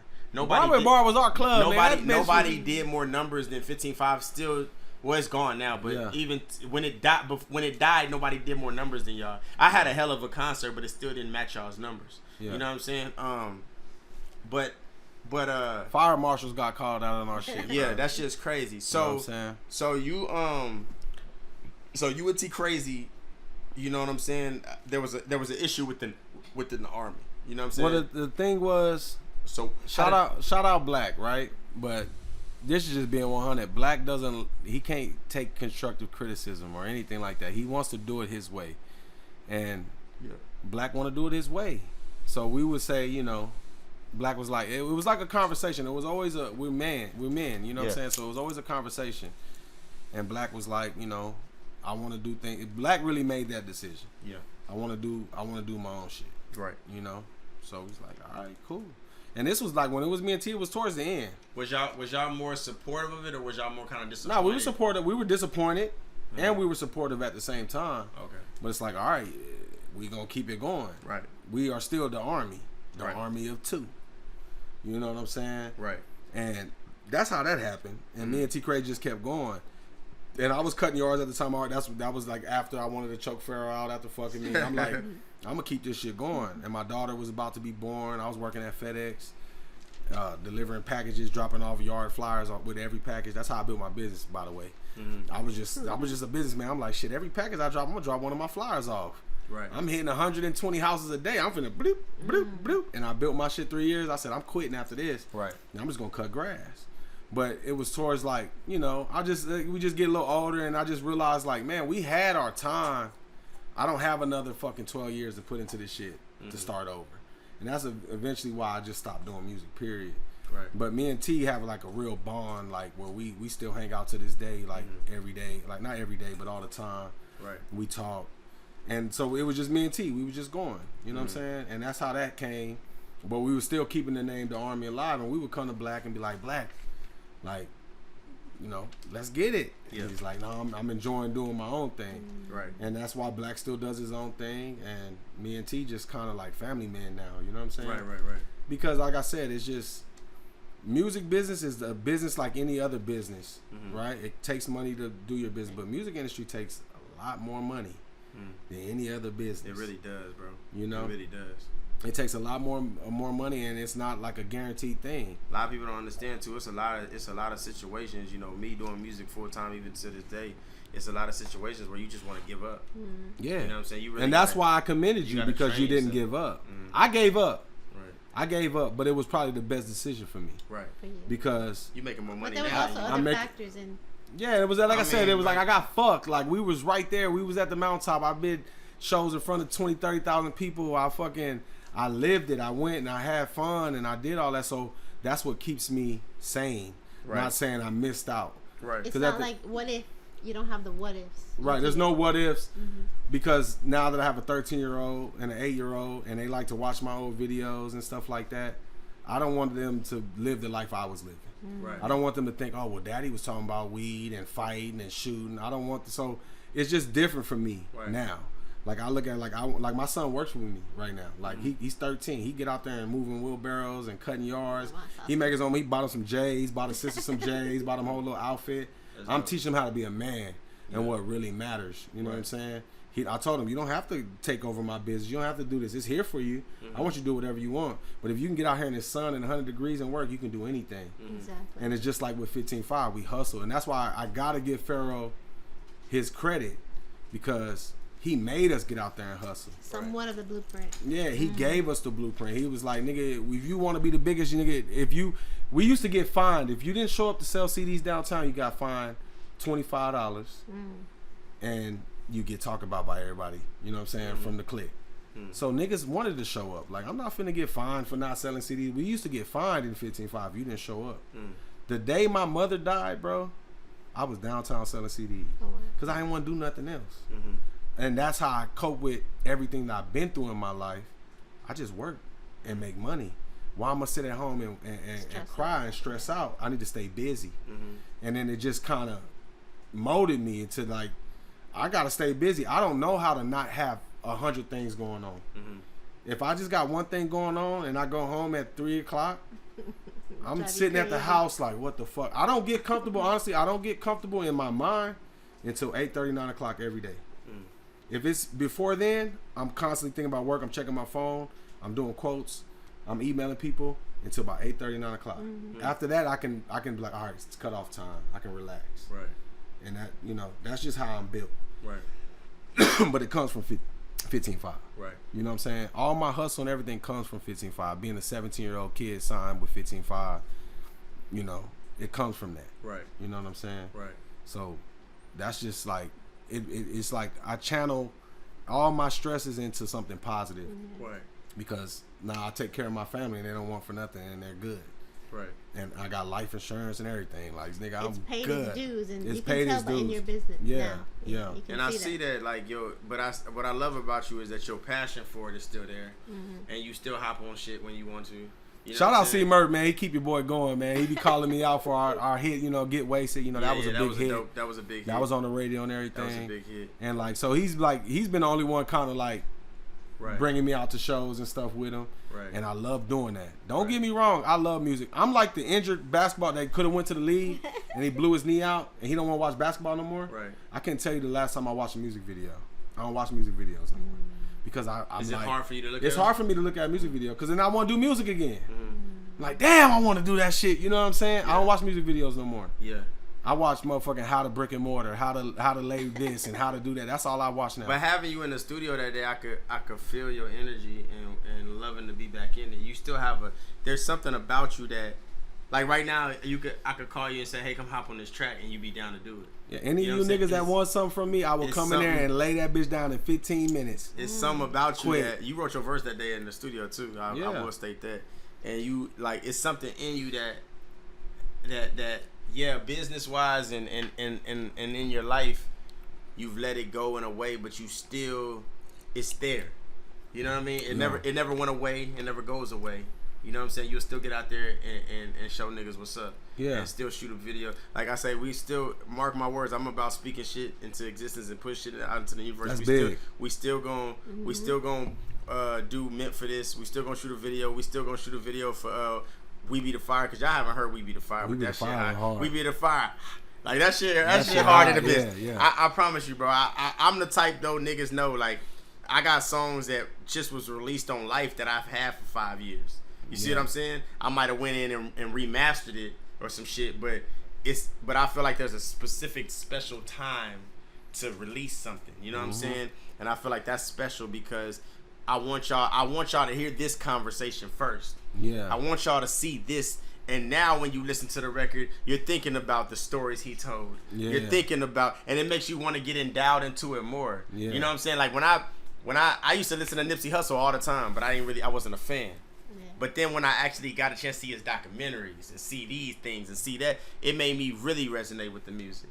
Because now I'm thinking about those documentaries and the shit he went through, and now I'm hearing these songs, and I'm like, yo, shit. More appreciation. Now I appreciate it more. Yeah. So now when you see me release these songs that we did 4 years ago, you're going to appreciate the song. And you're going to say, man, I remember when Tripp was on Trill talking. He told us this story about him being shot in the face, and it's in this song. Yeah. And now you bumping it, and now you telling niggas when you travel, and you go and you meet new niggas, and you gotta hear this song, nigga. Yeah. This nigga Tripp talked about on this verse how this nigga was really shot, and now this nigga that don't even know you for shit that live in Mexico is like, he got shot in the face. Yeah. Like he was shot in the face, nigga. Like that's a whole different, you know what I'm saying? Yeah, for sure. But I had to bring up the split from the Army thing because that was a lot of barbershop and living room conversations. You know what I'm saying? Right. And I think that it took a lot of fans like on a wavy.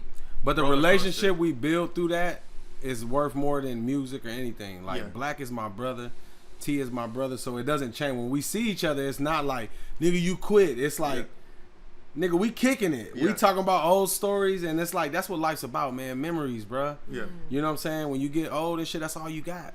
And it's cool to see your growth too, because you know, you tell a story how y'all were so young and everything that y'all went through. You know, even with the situation with the Grammy and all that, but showing how you surpassed it and everything that you learned, being able to transpire that into your business now as a man and building a brotherhood still. So people, that have gone through that, going through that, can see this interview and say like, wow, and know that there's always a way up. Because always. Through all your obstacles, you never stayed down. You always looked at it and said, how can I keep going? How can I go up? How can I do this? And you transpired that now into your business and your family and now your kids and everything that you're doing now. Yeah. That's cool. Coming from people that have seen you.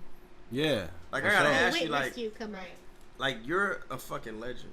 I appreciate it. Like no, seriously, you're a fucking legend. So I gotta cause one thing I say about people that are great, when you reach greatness, right? You don't even know you great because you're too busy trying to be great.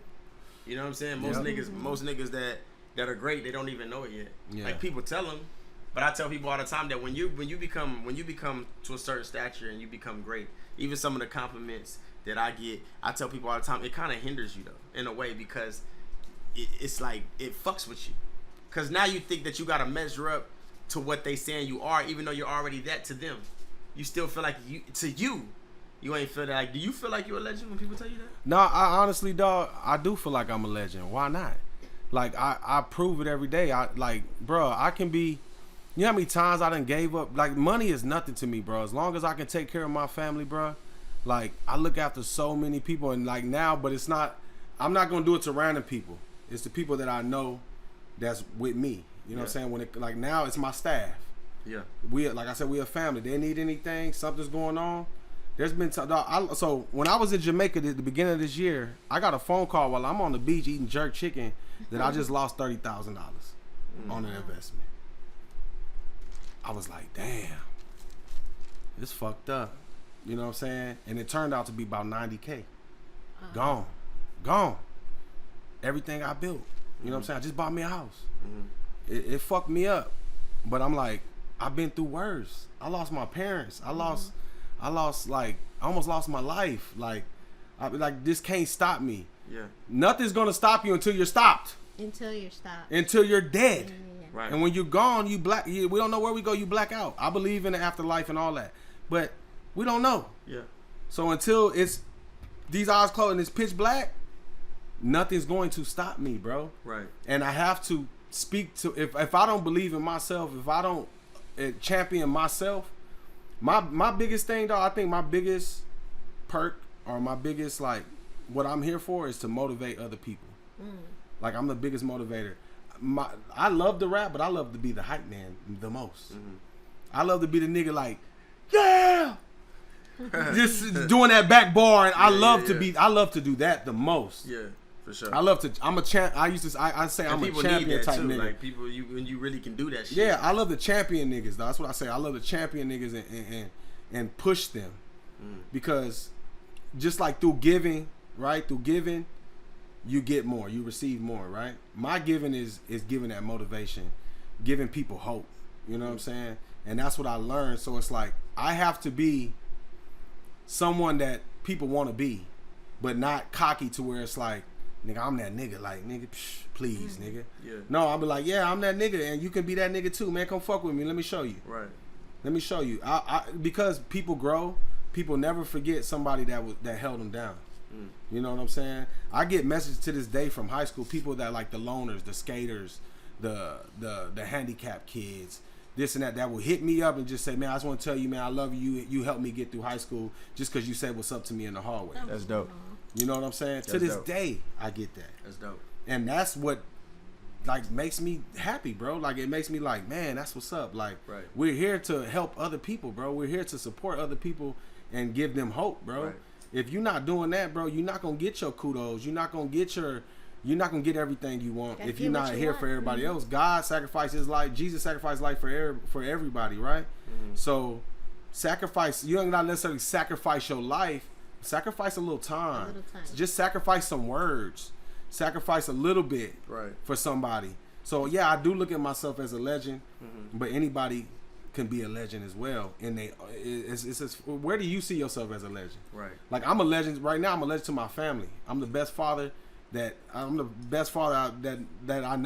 You know what I'm saying? I'll come work 103 degree weather and come home, throw football with my son and jump on the trampoline with my daughter. Right. Like, because they're gonna be adults one day.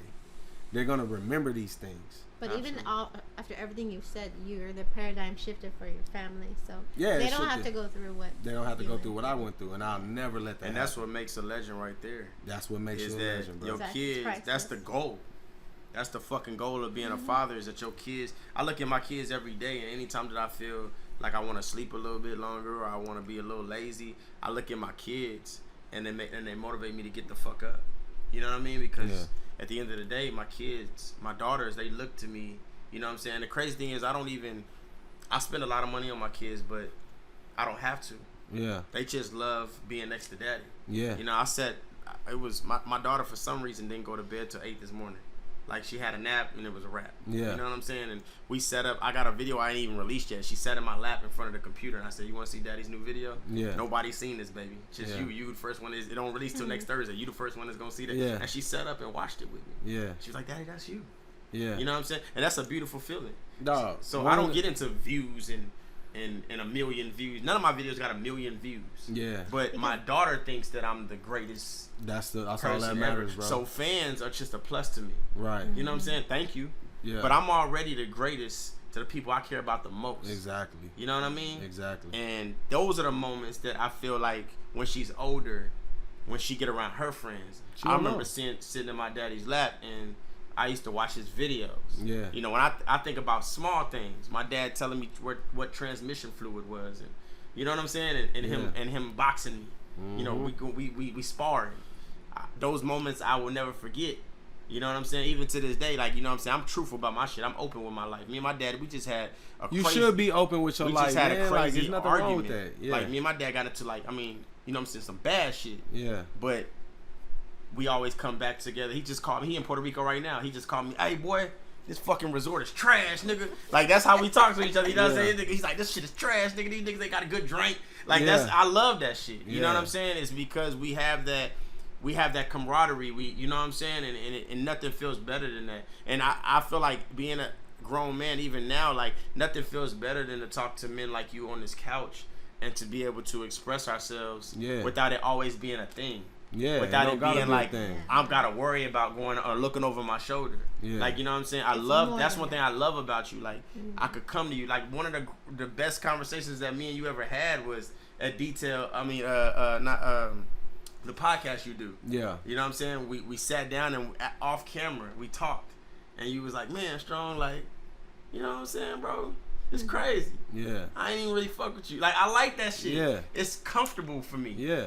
It's not comfortable for a lot of niggas because niggas don't want to hear about themselves. Right. I love that about you, bro. And I think that's one special thing about you. I think it's a gift. Yeah. I think not everybody's blessed with the Bradley Ford gift. Yeah. And I think that you need to continue to... This is me. That's what I'm saying. It's me. You're gonna continue to spread that love across the world. Yeah. And I think that's one of the most memorable, beautiful, gracious things about you. You know what I'm saying? And I really do salute you for that, bro. I appreciate it. Because a lot of people just don't have it. Yeah. And they, you know what I mean? It's too much pride. Pride kills a man. Pride is killing us as men. You know what I'm saying? Especially as a black man, because we got so much shit on our shoulders. You know what I'm saying? Like, we got as being like, it's always some shit. You know what I'm saying? For us. So it's a challenge for us to be happy. Yeah. Because we could get pulled over tonight and it be the end. Yeah. You see what I'm saying? And look, I'm the type of nigga, like, everybody knows me. This is my line. Fuck! Any of my niggas looking at it, that's what I let my emotions out, all of them, right then and there. In the fuck. And in the fuck, I say, man, fuck! God damn, son of a bitch, fuck! And then I'm just like, fuck it. Gotta handle it. Yeah. You know what I'm saying? Yeah. I let it out. You know what I'm saying? If I'm gonna cry, I'm gonna cry. If I'm be happy, I'm be happy. I don't let it linger on. Yeah. You know what I'm saying? That's dope. I just let it out right there and then just move on. There's nothing I can do about it. Where did the inspiration to thrive come from? From what you're telling me of your upbringing? Was it something that happened, or your kids? So look, my brother, he told me this. This is like really set with me, right? Because he's my older brother. But he's like, he's bipolar and he has mental issues, you know. And he told me, he said, man, he's just like, you always got it. And this is just coming from somebody else looking in. Mm-hmm. So you always got it. Like, you know that saying, you touch the fire, you realize it's hot. He's like, you always knew if you touch the fire, it was hot, you never touched it again. You know? So I just learned my lessons. Like, if I did something and I learned. You never made the same mistake I never make the same mistake twice. Ever since a little kid. Mm-hmm. You know, so it's like, I fucked up. I won't do that again. I lost damn 90K. I'll never do that again. Mm-hmm. That's why I made that post. I'll never, if it ain't me, if it ain't my business, if you brought something to the table, I don't give a fuck how good it sound. I ain't fucking with it unless I'm in charge. Yeah. Because I know what I'm gonna do to make sure I make my bread. Mm. And that's one thing about business is like, you have to separate it because you made that post and it resonated with me with what I go through with my life. Yeah. And when you made that post, I read that post like by the way 4 times. So probably because I smoke weed or whatever. I don't remember the exact post. Yeah. But I remember you saying that I'll never trust somebody to just do what they want you to do. Yeah. You know what I'm saying? Because that truly does hinder you. You come with an idea. Every time I had an idea that I want, like when I started doing the concerts, I had an idea for what I wanted from it. I studied niggas that I look up to, like Diddy, Jay-Z, how they ran they shit. You know, Pimp C, Bun B, me being from the South. You know what I'm saying? I had an idea. And then at some point, I let niggas come and hinder that idea. Mm-hmm. Because, you know, nobody gives a fuck about what you do until it's popping. And niggas can talk real good game to you. And think exactly. Yeah. And when it start popping, that's when niggas want to give you an idea on how to run it. it's already popping now. Yeah. You feel what I'm saying? But you didn't give a fuck about it when I started it. When I told you it was an idea, you weren't giving me this advice. But now that you see how it can be ran, and now that you've seen that I can do it on my own, now all of a sudden you want to come in and tell me how to run the shit. Bro, my own uncle, bro. This is my aunt's husband, right? He was working with me doing the lawn stuff. This was years back. And I was in charge though, you know what I'm saying? But he's older than me and everything. It's my uncle. And he's like, we parted ways after some disagreement. My aunt told me later on, she was like, I'm so proud of you. You know, Larry said that you ain't gonna make it, and now look at you. Yeah. And I'm like, cause I know what the fuck I'm doing, bro. Yeah. You just don't, because I'm young or whatever, you think you not me, bro. You ain't hustle CDs on the corner of the street every day, fat, and your thighs chafing when you got rash between your thighs because they rubbing together walking up and down the street. And I'm walking like this, you know what I'm saying? Wide my legs so they don't touch, and selling CDs, bro. You ain't been what I've been through. Right. So, nigga, I can do this shit. And now look at me, bro. You know what I'm saying? I'm a homeowner. You know what I'm saying? Yeah, like, straight up. I'm a homeowner and I got a wife and 2 kids, and they act. That's what I'm saying. When it comes into my music and all that stuff, like, I got them in acting. My daughter's in like 8-9 commercials. She got like $3 grand in the bank. You know what I'm saying? From doing commercials. My son got like $1,500 from doing commercials. You know what I'm saying? It's not a whole bunch of money, but shit, I ain't had that money when I was 8 years old. Yeah. You know what I'm saying? And it's like I'm already showing them. So that to me is a success already. Because I want them to be better than me. Yeah. You know what I'm saying? That's the goal. End goal. That's the end goal. The end goal bro. is your kid's supposed to be doing much better than you. Surpass us. Yeah. You know what I'm saying? And we're supposed to surpass us. Exactly. And I definitely surpassed my parents. They gone. Exactly. You know what I'm saying? Rest in peace. You know what I'm saying? To both my mom and my dad. You know what I'm saying? I gotta salute you for that, man. I gotta. So for the people out there, now we got off for Triple B. You know what I'm saying? If y'all have any questions for Triple B, y'all can tap in right now and y'all can ask these questions and we will ask him while he's here. But we finna move to Bradley Ford. Yeah. We finna talk Bradley Ford because he's the current. Yes, this is the current. Yeah. He's evolved into that. So now, thank you Triple B for joining us. But I'm out. Now we want to interview Bradley Ford. Yeah. So tell us a little bit for those that want to get a business started, that think maybe you gotta have all this shit to get a business started when all you gotta do is just do, right? How did the landscaping and the real estate, you know, copping houses and then flipping them, how did this come about and how did you go about doing it? You know, it definitely was a journey, man. Like I said, so when I started cutting yards, I was still 15.5 at the time. Mm-hmm.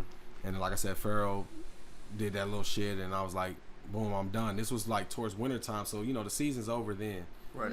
And I remember my wife was pregnant. She wasn't my wife at the time, but she was pregnant with my daughter Ava. And we went to the first ultrasound. And it like hit me. I'm like, damn, I'm finna have a baby. Like, I ain't gonna make it off of shows and cutting these few yards that I had. It set in. Yeah. So I got in that newspaper ad while we was in the waiting room, and I seen drivers wanted. It was for FedEx. I called them. I got the job, but I always had to give a gap. So like any first interview I went to, I got the job every time. Every job I had, they wanted to move me up. But when I was doing music, I declined because I'm like I'm finna do music. On this, yeah. But now I'm focused on my family. And I did FedEx for a few years, but I was cutting grass still on the side. So I'll be the first nigga in the warehouse, loading my truck up. I wouldn't let the other people load my truck up. I had a little way I loaded it. I'll be the first nigga back. You know what I'm saying? I have 120 stops average. I'll be back by 1 o'clock. And I go cut yards. And I gave myself a time. I said, I'm gonna do this, you know, a couple more years. And by the 3rd year, I said, this is my last year. I used to tell everybody, I said, this is my last year. I'm finna go straight cutting yards. And I was still a DBA at the time. A DBA only cost you $25 downtown. Cost $25 doing business as, but it's still tied to you. So if you got sued, they can take everything you want, everything that you have, right? It wasn't until years later when it's about the circle that you have. Shout out Reggie Reed, my CPA. That's my guy. He look out for me. And he created my LLC for me. I got 2 other LLCs now. And you can go on, I'm gonna give y'all some free game. Go to Zen Business, ZENbusiness.com. It costs about $600. You get your LLC. right? I got that 2020 F2. It's an easy process to do It's an easy process. You can do it right there on your computer. Start your LLC. ZenBusiness.com. And you start your little LLC or whatever. They do all your paperwork, do all your updates. And that's for any business you want to start. Any business you want to start. So one thing about LLCs is a limited liability corporation. It's like a whole new person. Right. Entity. Yeah.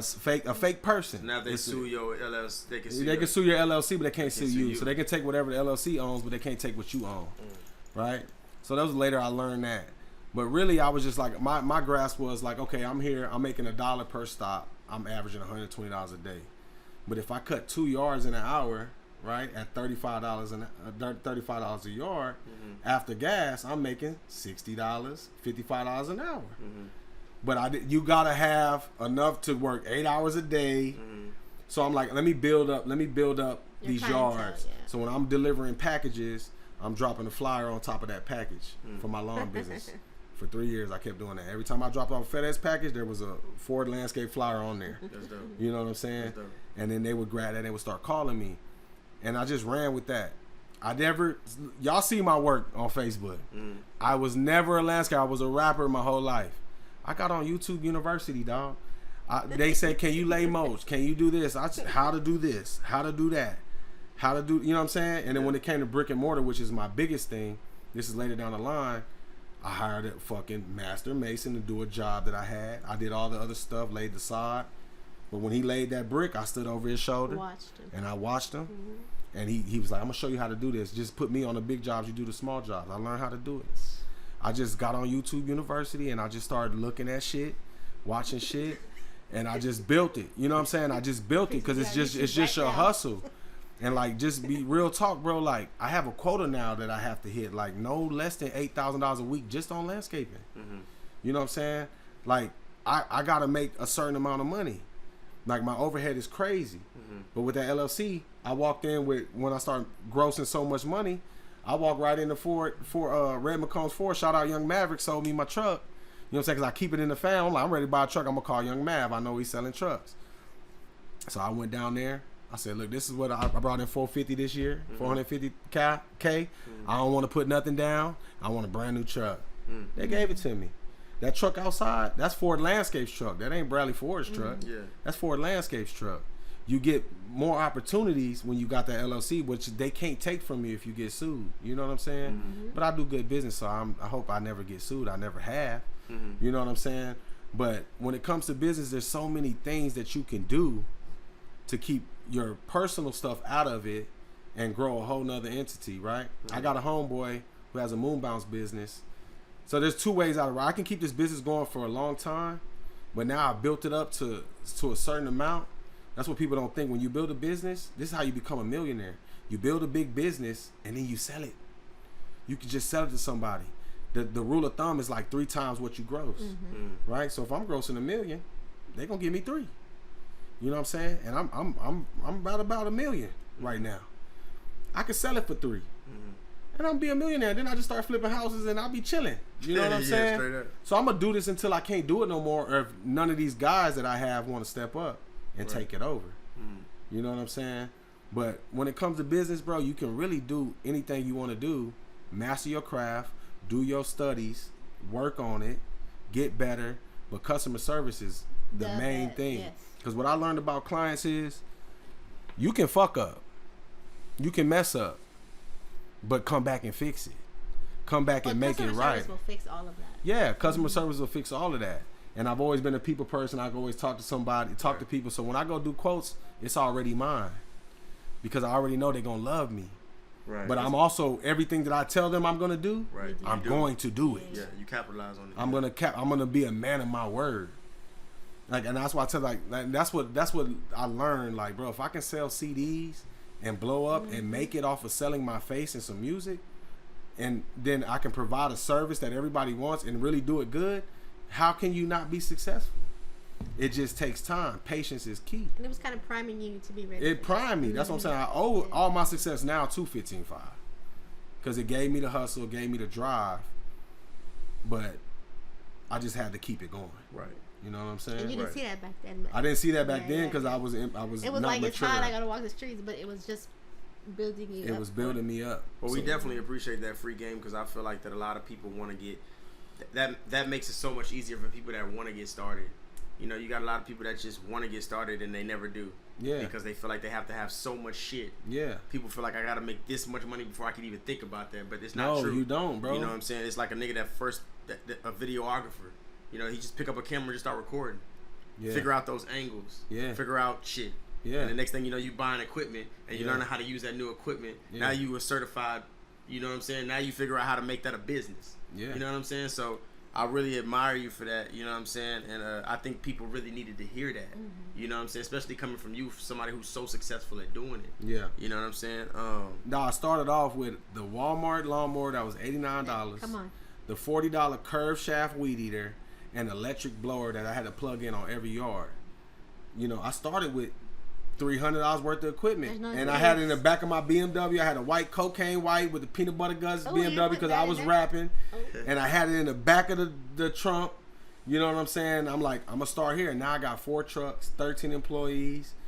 I got dump trailers. I got storage units. I got 5 zero turns.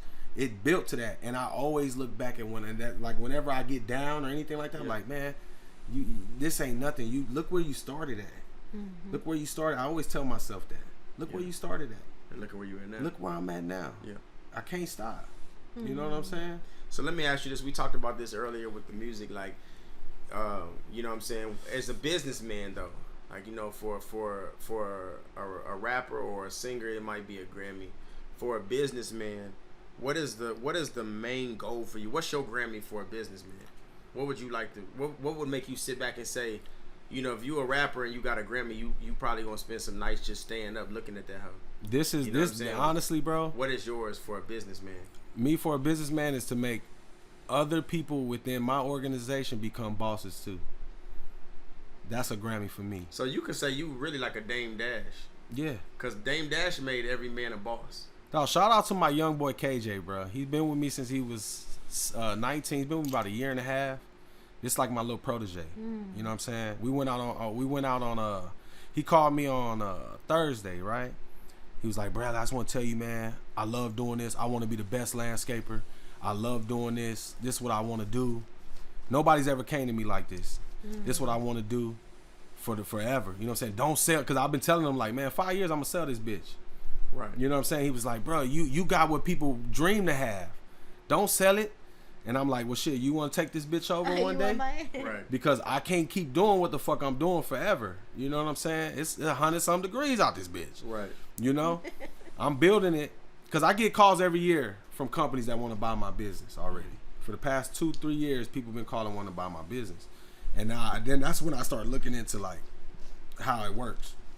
And I'm like, oh, let me get it up as high grossing as I can, keep all my data and all my clients right on my spreadsheets and everything, so I have something to offer, right? Right. But I don't have to do that if I got other people that want to step up and be bosses too within the organization I built. So when you say what's a Grammy to you, is when I turn people that came into my organization into bosses, and they're taking care of their family like I'm doing because of something I created. Right. You know what I'm saying? And I can just play the background, and they're bosses, and then they can pass it down. And they can move it, you know what I'm saying, to keep this thing going. People that come and fuck with me, I want them to become bigger. You know what I mean? Bigger than me. Absolutely. Because I'm always going to be good. I always say real successful people are not afraid to share. Yeah. They understand there's enough. There's enough for everybody. And that's why I've always looked up to bosses. Yeah. You know what I mean? I feel like they're like, I'm a firm believer that you are who you surround yourself around. You know what I'm saying? So, like, if you around 5 broke motherfuckers, guess who's gonna be the 6th? Yeah. You know what I'm saying? Yeah. If you around 5 rich niggas and you not rich yet, so guess who's gonna be the 6th though? Yeah. Cause you picking up game even when you don't even know you doing it. You know what I'm saying? So I look at shit like that, and that's why I've always looked up to people like Dame Dash, who's made Kevin Hart a boss. A lot of people don't even know he discovered Kevin Hart. Mm-hmm. He put him in movies first. Yeah. You know what I'm saying? Jay-Z, he's the credit for why Jay-Z's a boss. Yeah. You know what I'm saying? Jay-Z may not admit it in that way, but he is. To go back to like sacrifice, like it's not really a sacrifice. But the boss though too don't always get the credit. Yeah. Like some niggas blow up and they just look like the boss. Yeah. But the boss sometimes get like Dame is still a boss. He's still doing his own movies, but niggas ain't paying attention to that because Jay was the. But it don't even matter because his money right, his family right, and exactly. he knows what he did. Exactly. If you know what you did, you can look yourself in the mirror and be proud of yourself. What does it matter what other people think about you? You also got to change your circle a little because being around other bosses and other mentors keeps you there. So now that your life has changed, like as far as being a family man, you know, a businessman, you know what I'm saying, and like how do you feel about the transition of that? How did you feel about making that transition from the music to now being this? Like did it feel a way? Did you feel a way? Honestly, not really, bro. Because I just my biggest thing in life is security. I want to be secure. I want to know that all my bills are gonna get paid. Right. Not necessarily that I'm gonna have a lot of money and be rich and stunt on everybody.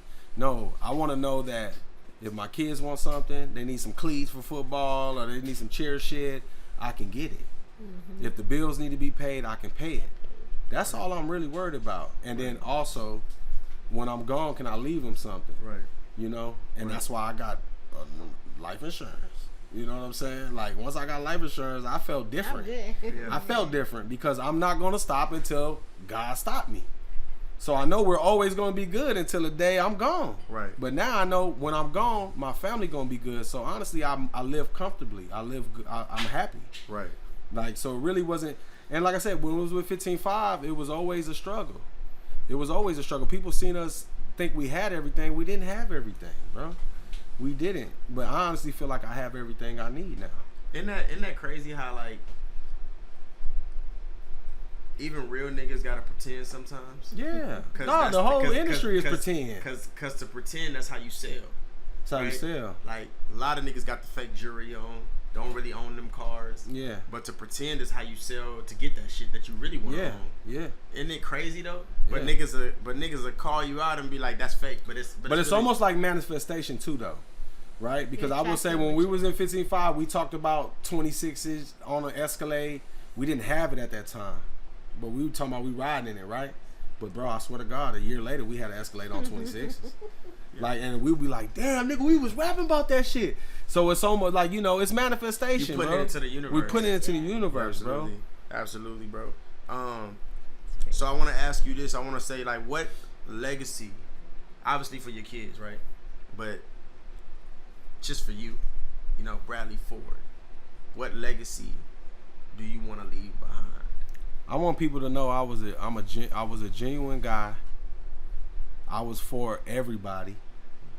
You know, that's the legacy I want to leave behind. Like, I'm just a A1. I used to call myself a Renaissance man. Like, I'm an all-around guy. You know what I'm saying? I'm nice. I'll fight too. You know what I'm saying? But I don't want to get to that. But it's like, I'm always here, like I said, to motivate. I want people to look at me and say, when it's my day, to be like, man, he was a real one. We lost a real one. He was like, he loved everybody. He looked out for everybody. And I want my name to live on in conversations around the house, around wherever, for motivational purposes. You know what I'm saying? Like, don't give up. Don't stop. You know what I mean? That's the legacy I want to leave behind. Absolutely.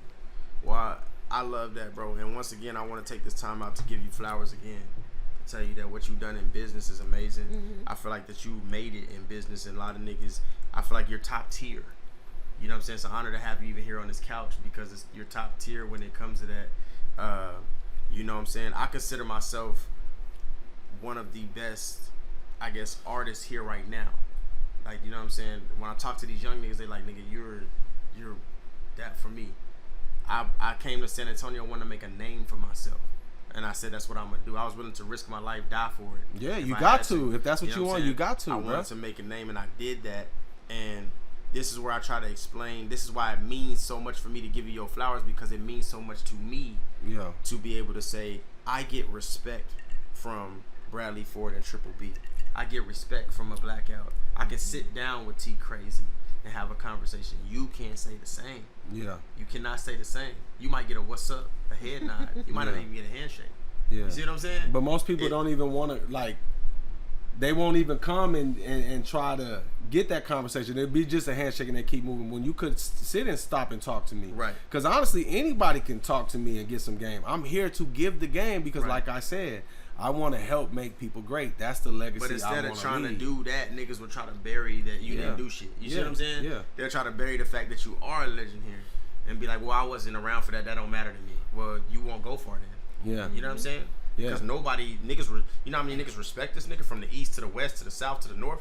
Facts. You're not gonna, how far do you think you're gonna go without getting respect from the niggas who ran these streets before you? Right. You see what I'm saying? So I definitely gotta salute you for that, bro. Now let's talk. This last thing I want to talk about today is the L's, because nobody knows more about taking L's and turning them into wins than you. Yeah. You know what I'm saying? So niggas need to understand that you can't just give up and quit when you get an L. Yeah. Because you're gonna take a major L in any fucking field you try to take over. Yeah. You can't take over with something and not get an L. Right. You know what I'm saying? Right. So you talk about the 90K you lost. Yeah. You know this what I'm year. saying? And you're not afraid to like tell people these L's. Right. Most people hide their L's. Yeah. And they just show the wins. Right. So we don't never know that they lose. Right. To us, damn, this nigga, all he do is win his whole life. Right. Win. Like what DJ Khaled said, all I do is Win, no matter what. Yeah. You know what I'm saying? Like, so it's like niggas don't really understand, like, but niggas don't understand how important it is for us to see your L's. Right. You know what I'm saying? There are times where I post on social media and you'll have like certain, you know, my team is tight. You know what I'm saying? You know how Secret is. You work with her for a long time. So she'll be like, don't post that. But I'll be telling her sometimes I have to. Yeah. I don't want to post this. But niggas need to know that this didn't work out for me. Right. It didn't, you know what I'm saying? Yeah. And I think that that's important because people resonate more with that and they become more of a love for you. Because everybody take L's. Yeah. It's relatable. You know what I'm saying? Yeah. So I want you to express what an L means to Bradley Ford. What does that mean to you? And why is it important for you? L is a lesson. That? L is a lesson, right? And how can I motivate people if all I do is show you that I'm winning, right? It's like this I'm straight up 15-5. Everything. This 90K was the biggest L of my life, right?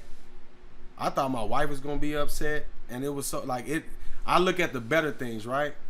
It just it humbled me some. It brought me down because I was like, I come from nothing, so I'm like, I'm on top of the world, like shit, I'm balling. Yeah. You know what I'm saying? We can do whatever, nigga. I'm taking trips. I'm going to Disney World. I'm going to Jamaica. I'm going to Cancun. You know what I'm saying? Shit, and then I took this L right when I got my house. Not even 3 months in, I lost all this bread. And I'm like, damn, I fucked up. My wife gonna be mad as fuck. She might leave a nigga. You know what I'm saying? But she's like, she told me, she said, you the ultimate hustle, babe. I know you gonna figure it out. You'll make it back. Don't worry. Job's gonna come. Work gonna come. And it humbled me because it's like I got to a point in my life, it's like, man, I'm making so much money, I can sit back and chill. Yeah. And then I lost that bread, and I'm like, damn, I got way more hustle in me right now because I had to. Yeah. And now I'm at a whole nother tier of hustle. Right. Now I'm like, damn, like I'm fucking killing it right now because I have to. But when you're pushed against the wall, it makes you go even harder. Yeah. And then it makes you realize, like, hold on, nigga, you got a whole bunch more grind in you. Right. And then, so it's like, now that I did this grind and I'm almost out the hole, you know what I'm saying? I was like, I'm not gonna go back. This momentum gonna stay or get better. Right. So it's like, the L's that I take, bro, like, it just makes you stronger. You want some L's in your life. Right. You should want some L's in your life. Right. It's hard to say, but you want them because there's a point you're going to get to a point in your life where you just feel like all you can do is win, and that's how I lost that money. Because I felt like, because I was just, everything was hitting. Every move I made was, I was comfortable. Every move was hitting. I'm like, oh, you need 30K? Pull it out in the cash. 30K, let's get it. Yeah. I'm finna make a dub. I'm putting up 30, I'm gonna get back 50. Let's go. Yeah. I'm in Jamaica. Man, we lost the contract, man. What? You know what I'm saying? It fucked me up. Did it fuck you up while you was out there on that trip? I didn't let it fuck me up. Because I'm like, nigga, fuck that. I'll deal with it when I get home. Yeah. Like, you gonna enjoy your vacation? I'm gonna enjoy my now. vacation. Yeah. You know what I'm saying? But like now I'm good again. Yeah. I ain't made it back yet, but I'm good. Yeah. It took me about 3 months. You motivate me, bro. I went to South Africa in 2019 off of rap money. You know what I'm saying? Yeah. Strategically, I sold my last album did 500,000 streams and downloads. It went gold on Spotify. You know what I'm saying? Yeah. But a lot of that shit came from the stories that you would put on Facebook. Yeah. You know what I'm saying? I gotta give you that. I never told you that, but I gotta give you that. Already. You know what I'm saying? You was a part of my process for life. And that's what I want to be. And I know me and T Crazy, we had a talk, because I know he was kind of disappointed in me that I didn't put him on the album. Yeah. You know what I'm saying? But it had nothing that we talked about that. But I want to ask you this as a married man, because you know, your wife, man, I've known her for years, but she is behind you 100%, bro. I like the way, let me ask you a question, because you know, it definitely makes a difference, right? Oh yeah. To have a strong woman behind you that supports you in that manner. By the way, I respect and love y'all's relationship. Yeah. I think that y'all should have a reality TV show, honestly, with your whole family. I think it'd be dope.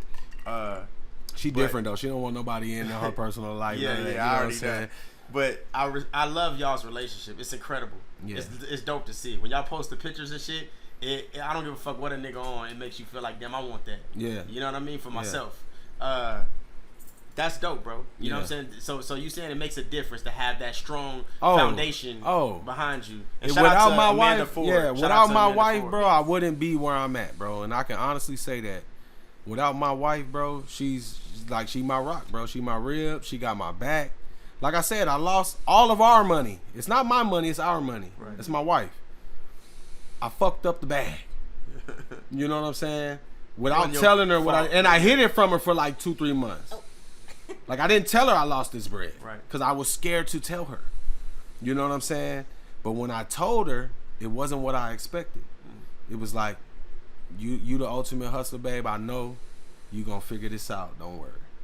It reminds me of this Jim Jones post that I seen. You probably seen the same thing, but I'm not sure if you've seen it. But Jim Jones was like, my family never knew when I was down bad and I was hurt. Yeah. You know what I'm saying? Yeah, it was times where I was like, ain't no Birkin bags or no toys this week. Yeah. You know what I'm saying? Yeah. Or for this month. Yeah. But nigga, when I'm up, it's Birkin bags every day if you want. Right. It's toys every day. Right. It's whatever you want. That's what it was like. Yeah. I'm like, hold on, babe, stop swiping that red card. Like, that's for bills. Stop swiping the red one. Yeah. Like, she's like, what you mean? I'm like, you just gotta cut back a little bit. Yeah. You know what I'm saying? It's like, hold on, I'm not finna change my life, cause you know what I'm saying. Then I told her when she's like, damn, I didn't know it was like that. Yeah. All right, I'm gonna slow down. See, I love that, and that's what I feel like. We talked about this with our last guest about how like he went through a relationship and certain things. You know what I'm saying? And I was saying like how like it's so hard to find and captivate on what you guys have. You know what I'm saying? It really is, bro. For sure. And I long for it, and we go into the stage where like people be like, I would be a perfect person for you and this and that, but it's like you gotta still you gotta be on the same wavelength, and you might be a great person. Yeah. You might be a great woman or man or whatever. You know what I'm saying? But you're not what I'm on. Bro, I've been with her for fucking 14 years, bro. Wow. And we've been through ups and downs. Fuck you.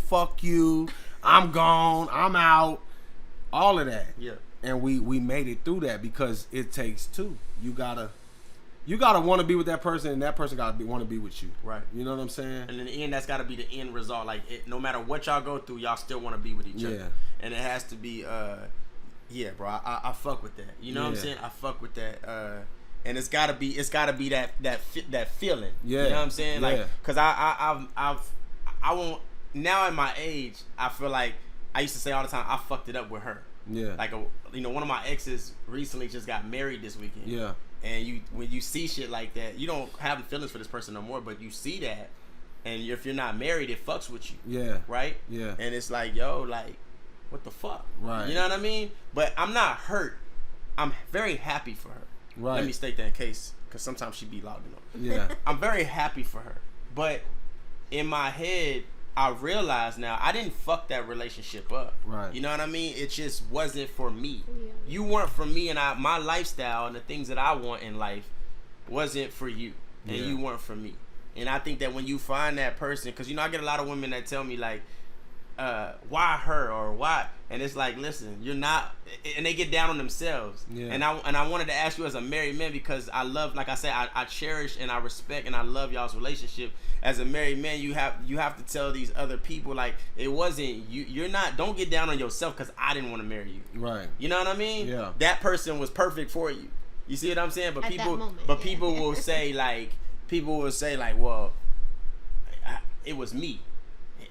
What was it? What did I not do? It's not you. I know that I didn't do shit to that person. You know what I'm saying? Yeah. Or to them people. Yeah. It was just like, yo, like I just, you know what I mean? We had different routes of situation. I'm glad that I was able to get that from you, because you always want to ask somebody who's experiencing it now. Yeah. Versus somebody you ask a single man what it's like to be married in this.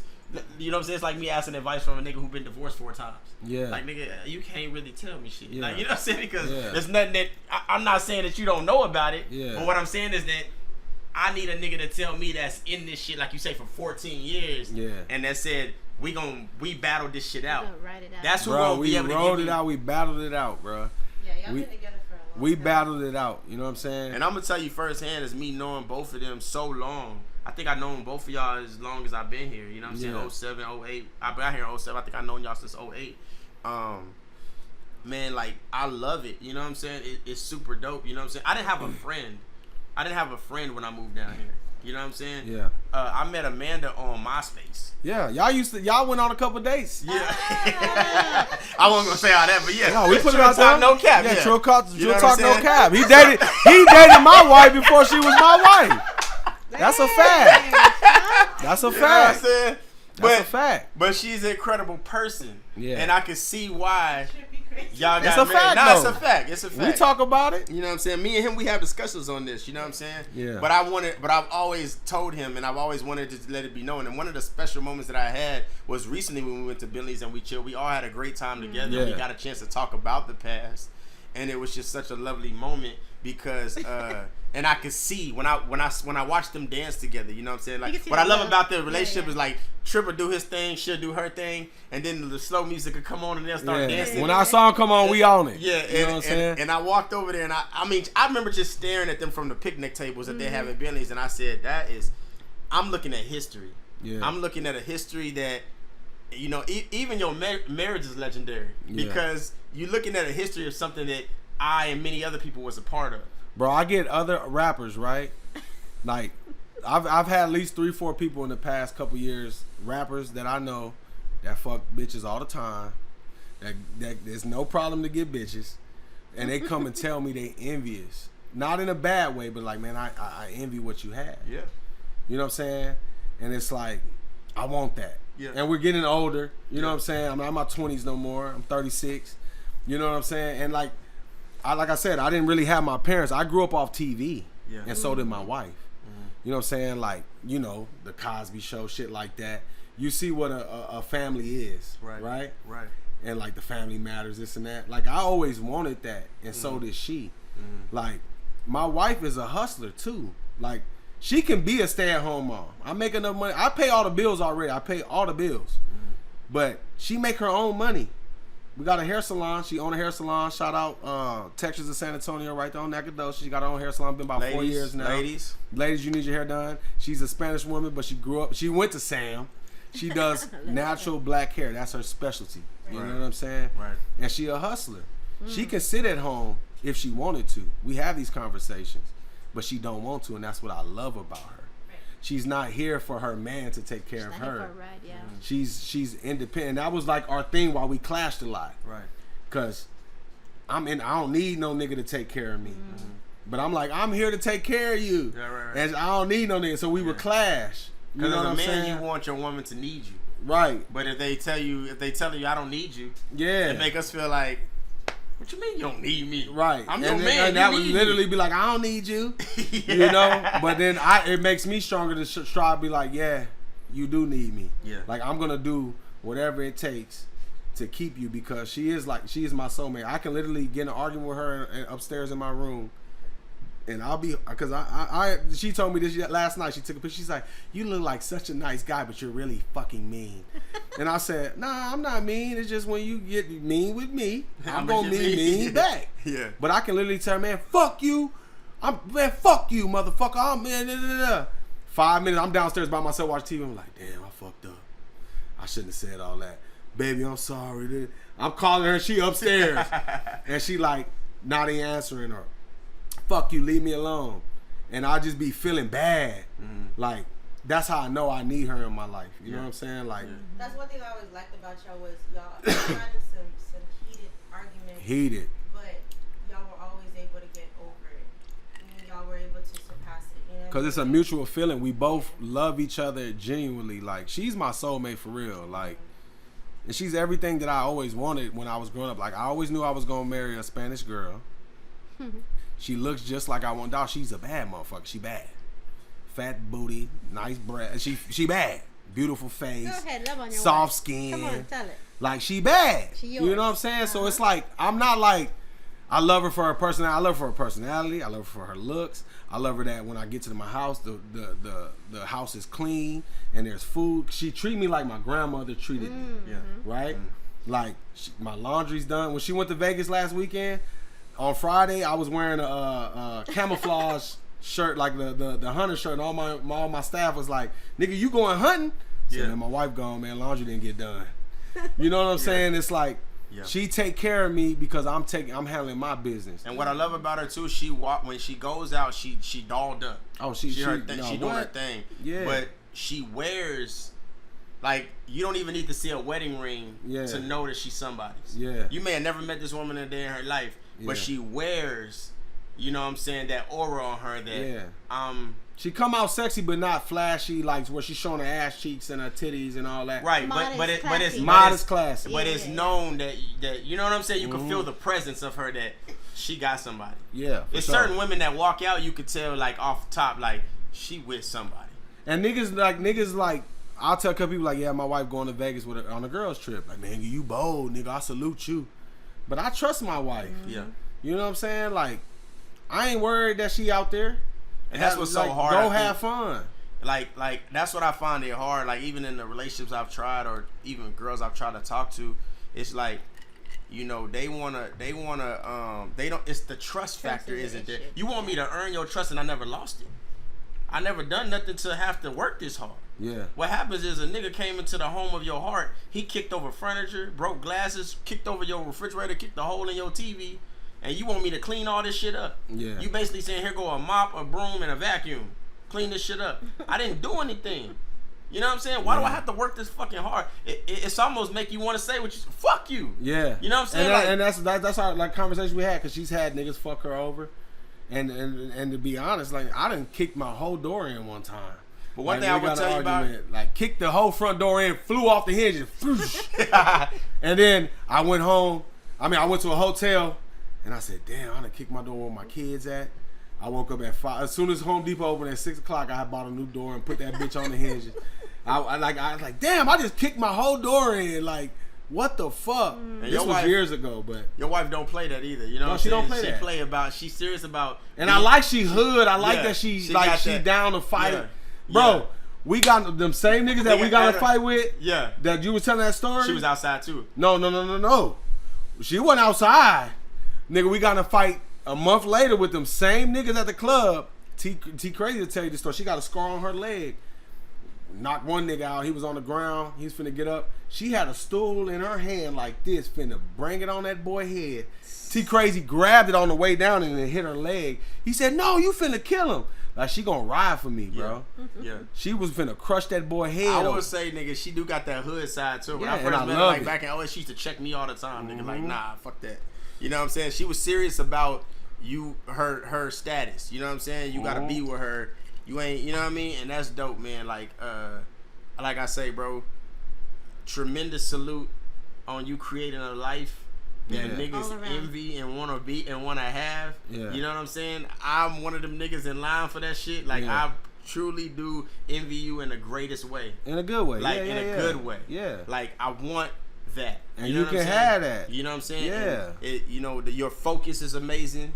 You know, I just want to one time salute, and I want to give you a hand clap, ladies and gentlemen. We just had Triple B and Bradley Ford on Trill Talk No Cap, and he kept it all the way Trill, man. All the way Trill, man. You know what I'm saying? So y'all already know, man. We appreciate everybody that joined in today.